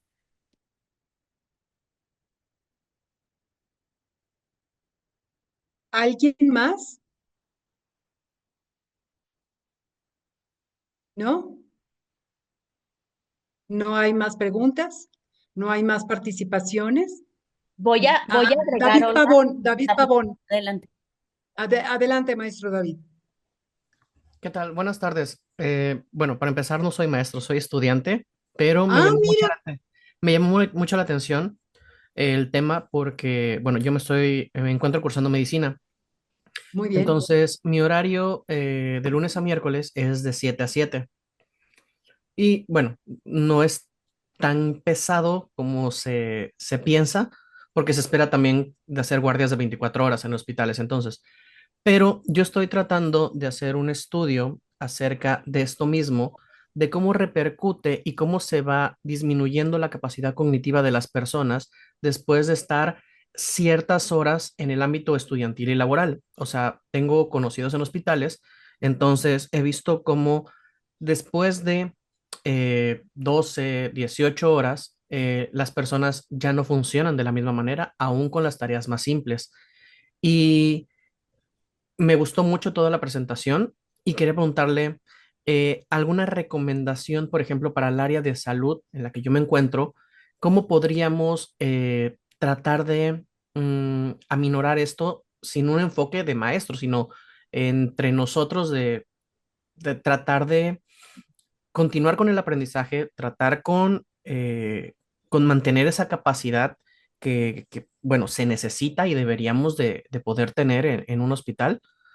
este, de- y cómo podríamos ayudarnos a mantenernos así. Obviamente me refiero a sin dependencia de ningún tipo de agente externo, medicamentos, sustancias químicas, refrescos, absolutamente nada, ¿no? O sea, simplemente cómo podríamos nosotros eh, salir de ese burnout, aunque sea por breves periodos de tiempo, pero nos ayude a continuar estas largas jornadas.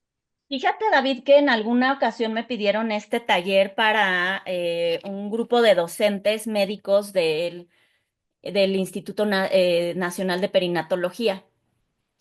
Eh, Obviamente tuve que cambiar varias cosas, no era tal cual lo que les estoy dando ahorita porque iba dirigido a médicos. Y para hacerlo tuve que hacer una encuesta, hice un forms que se los mandé y empecé a ver los resultados. Y la mayoría de los profesores, que además de los médicos, que además algunos eran profesores y otros estudiantes, em, me hablaban de que tenían pocas herramientas de inteligencia emocional, porque creían que el ser duro, el ser inflexible, es lo que era necesario para un médico. Entonces empezamos a hacer grupos de trabajo en donde analizamos otras posibilidades y ellos mismos hablaban, los médicos que ya tenían mucha experiencia, decían, no, en mis épocas eran castigos horribles, ¿no? Te dejaban de guardia 4 días y no más le caías mal al médico y no. Y ahora estamos tratando de aminorarlo, sin embargo, todavía existe, pero hay una conciencia hacia que una vida depende del médico que no puede estar de guardia 5 días, ¿verdad? Entonces, por un lado, creo que las nuevas generaciones, no porque estoy demeritando a los médicos de gran experiencia, que es de quienes aprenden, las nuevas generaciones pueden dar esta visión. A mí no me gusta estos términos de la generación de cristal, no me gustan, porque creo que también ponen sobre la mesa aspectos que no se tomaban en cuenta por siglos, ¿no? Entonces, y que seguían funcionando igual. Entonces, si bien tenemos que llegar a una media, a ver, a que el péndulo regrese y se quede en un lugar quieto y equilibrado, creo que también es responsabilidad de los médicos más jóvenes empezar a cambiarlo, porque cuando ustedes tienen un proceso muy claro de que tú en breve vas a ser maestro de otros médicos, ¿sí? Entonces, ¿cómo voy a enseñar yo a que esto no es lo correcto? A que si yo te veo que estás muriéndote de cansancio y sin comer, porque hiciste algo que no debías, pero no te voy a castigar con más guardias, porque sé que de eso dependerá la vida o el bienestar de una tercera o cuarta persona. Ahora, sí te quiero decir que se ve como que socialmente si sufres es porque estás haciendo carácter o formando tu carácter, ¿no? O mientras peor te la pases, pues más vas a tener este material para platicar y para presumir y para escribir y para crear. Y no necesariamente es así, es lo que tienen ya en mente las nuevas generaciones, que no necesariamente es así. Y nos han sorprendido con muy frescas y novedosas formas también de ver el mundo y de decir, aquí no, ¿no? Podemos discutir muchas pros y contras de estas nuevas generaciones. Sin embargo, creo que tenemos que retomar lo que no, sobre lo que se está haciendo conciencia. Entonces, esto lo platicaba con los médicos y ellos decían, sí, o sea, creemos que a nosotros nos fue muy mal, por ejemplo, los médicos que eran, por ejemplo, de mi edad, pero nosotros ya no aplicamos tanto, y dijeron tanto porque sí lo siguen aplicando, lo mismo a las siguientes generaciones. Así es. Entonces, sí hay una tendencia a personalizar, individualizar al médico y no como a mí me fue mal o como los padres, ¿no? O sea, ya no decimos eso los padres, como a mí me fue mal, ahora tú tendrás que aprender de la misma forma. Pues no, ya no es la forma, ya no es el estilo de crianza, no hablo de una moda, hablo de lo que es correcto y consciente hacia un ser humano, ¿no? Entonces, creo que va por ahí, David. Yo te agradezco que te hayas metido porque la visión de un alumno, pues nos da un montón de información sobre este tema. Ahí luego si están interesados en que retomemos eso desde el punto de vista de la medicina, hay algo más preparado que puede funcionarte. Creo que también hay algo que decir importantísimo, que es la resiliencia que yo les hablaba. Es decir, ya caímos aquí, ya caímos en el agujero, en el pozo. ¿Y ahora qué? Es decir, sí tengo que pedir ayuda, sí tengo que gestionar, tengo que darme cuenta de emociones, que no estoy en un discurso óptimo, estoy viendo un horizonte, bueno, lleno de nubes y la verdad es que no es para tanto. Sí se portan muy mal estos grupos de alumnos, pero tampoco es que no pueda enfrentarlo. Hay que recordar que esta parte de lo contrario a la ansiedad no es la calma, no es estoy tranquilo, no es ya no tengo nervios o ya me voy a dormir. Lo contrario es la confianza y tenemos que estar confiados en que tenemos herramientas para salir adelante de las situaciones. Un grupo disruptivo, un alumno que se pone al tú por tú, no voy a poder lograrlo porque no me da el tiempo, estoy muy estresado, ya estoy bloqueado.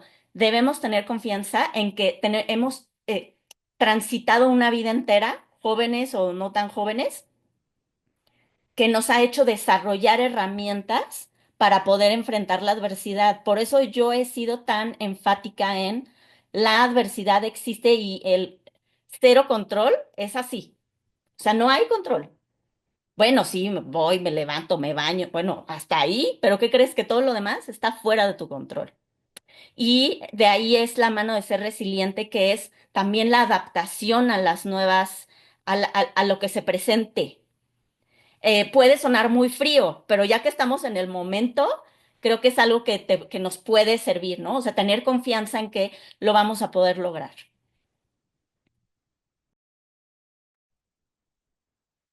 David Pavón levantó la mano, creo que otra vez. No, David, ¿sí? Sí, No. nada más Ah, para agregar a lo que comentaba. eh, sí, de hecho, ahorita que lo menciona, una de las cosas que a mí en lo personal me ha servido mucho, lo conocí como pensamiento estoico, de qué controlo y qué no controlo, y que me tengo que enfocar únicamente en lo que yo puedo controlar. Y otra cosa es de que sí lo que menciona sí es muy cierto, pero yo, por ejemplo, me encuentro en un paradigma. O sea, tengo dos grandes pilares que son mis días. Uno de ellos me dice de que el estar 24 horas en un hospital no te garantiza aprendizaje, que No. vas a aprender eventualmente y el desgaste no te va a ayudar a aprender como a ti te gustaría o de manera más fácil. Y otro pilar que yo respeto mucho me dice que el estar 24 horas en hospital no se trata para quemarte ni para desgastarte mentalmente, sino se trata de crear una neuroplasticidad de qué hacer en casos de emergencia. O sea, él me lo trata de exponer, perdón, de la manera en que te estás presentando en el mundo como una persona que tienes que salvar vidas. Tú no puedes ser una persona que tengas que en un hospital, supongamos que estás descansando, te levantas a las 4 de la mañana porque llega un paciente por X o Y situación y todavía te pongas a pensar, ¿qué es lo que tengo que hacer? Buenos días, me vengo levantando, déjame lavo la cara, dejo pienso, o sea, no hay ese periodo de prueba en lo que el paciente se está muriendo y el doctor se está reponiendo de su descanso. Entonces, él me comentaba de eso, de, para eso son ese tipo de cosas, para que tú te vayas preparando para que el día de mañana puedas reaccionar rápido ante una situación, en este caso en específico de medicina para poder salvar una vida. Entonces, por eso le preguntaba de qué se podría hacer, porque sí me gustaría de indagar más en el tema, porque sí estoy en ese debate de no estoy a favor de las 24 horas, porque cierto es que no se aprende lo mismo, pero también como ya he ido, siento que sí es útil tener esa capacidad de reacción ante estas situaciones, porque obviamente se trata de vida o muerte. O sea, no estoy hablando de cosas de llegué por una uña enterrada a las 3 de la mañana. No, hablo de una persona que se está infartando, hablo de una persona de que llegue por una condición que si no se la atiende inmediatamente, pues no continúa en este planeta, ¿no? Y sí me parece igual, no sé, estoy entre ese conflicto, por eso me gustaría indagar más en el tema, de que sí estoy entre que debería ser las personas más, no susceptibles, sino más empáticos con lo que siente la gente, sino llevar por un ámbito más sano, pero también estoy un poco a favor de la rudeza en ese aspecto, porque se forma el carácter. O sea, yo siento de que hay situaciones en las que uno tiene que dar la cara y si me hablan bonito me voy a acostumbrar a que el día de mañana que yo esté solo no sepa qué hacer y el día de mañana va a ser, oye, llámame al doctor. No, disculpe, yo soy el doctor, permítame. Entonces, no sé, me gustaría más de este tema. La verdad es que me quedé muy fascinado y pues y quería agradecerle muchísimas gracias por toda su enseñanza. gracias, David. Yo creo que esto lo podríamos discutir eternamente, ¿no? O bueno, no eternamente, pero muchísimo tiempo. Creo que yo me iría por la parte de que sí te puedo proveer, porque no te puedo proveer, por ejemplo, experiencia para decirte que sí o que no. Y es mi percepción, ni siquiera es que esté escrito en ningún lugar, acerca de el alumno en el centro del aprendizaje.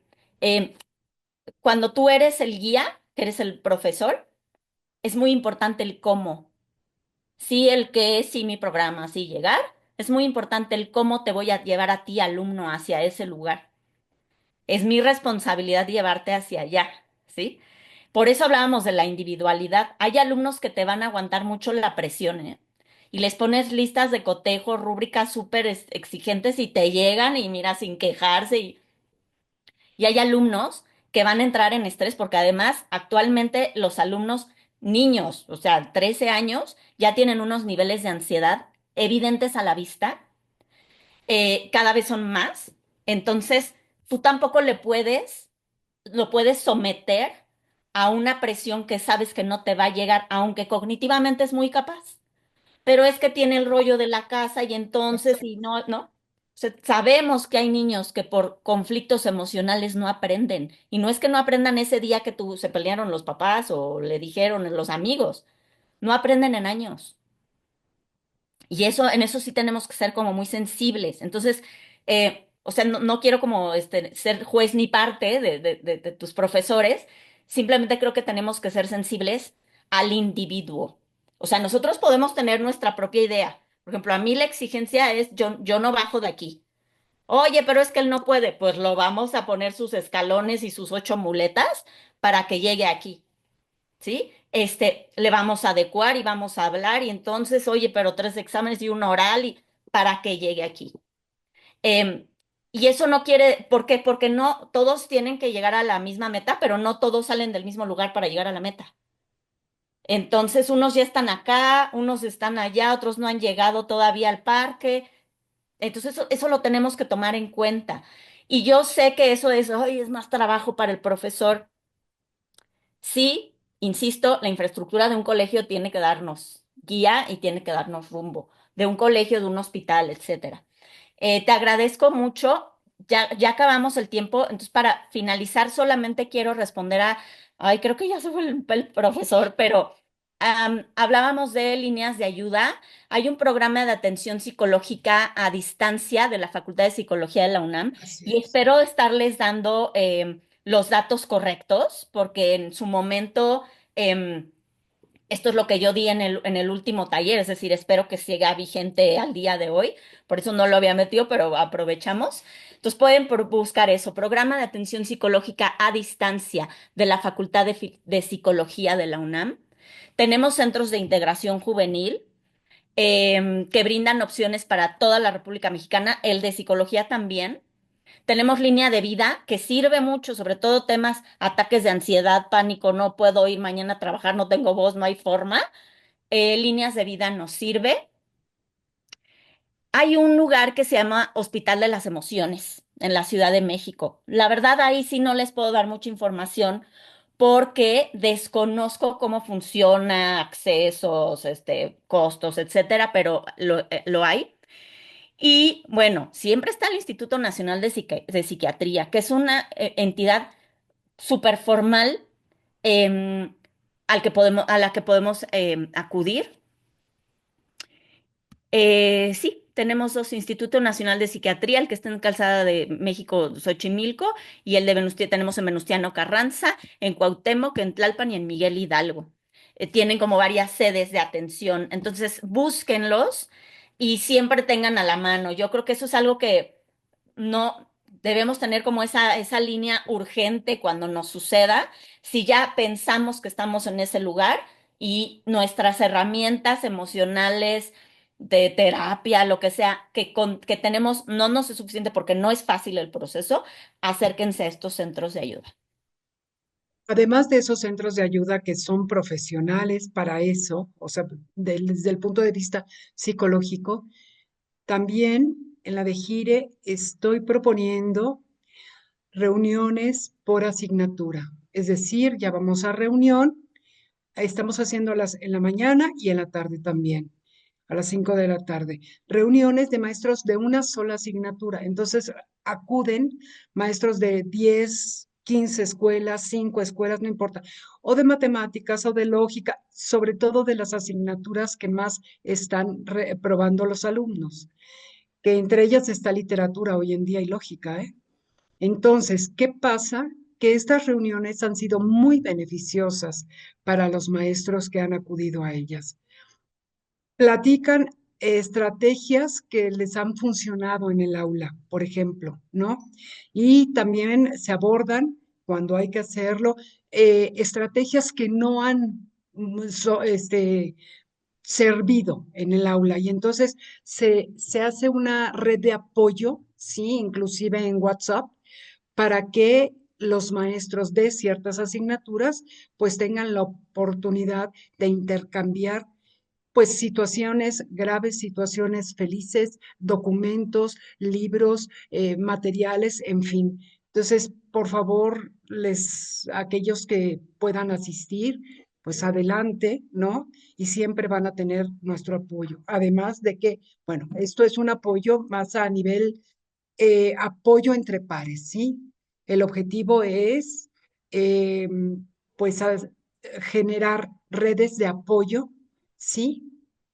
Para el docente de las ICI. ¿Sale? Bueno, pues creo que hemos acabado por hoy. Muchas gracias, Ana. Te han mandado muchos en el chat te han mandado muchas, pues muchas gracias, creo que dice la última, muchas gracias, me fue de mucha utilidad y me llevo varios puntos a reflexionar, ¿no? Por ejemplo, ¿sí? Ah, no es cierto, gracias por la conferencia, fue de mucha ayuda ubicarnos y buscar soluciones, estrategias para mejorar un mejor yo y se refleje en nuestro entorno, qué maravilla, ¿no? Entonces, bueno, pues muchas gracias, maestros, muchas gracias, Ana, muchas gracias a la experta, ¿no? A la experta y muchas gracias a los expertos de los procesos hidráulicos. Muchísimas gracias, profesores, y sean bienvenidos a todas nuestras reuniones. Hasta luego.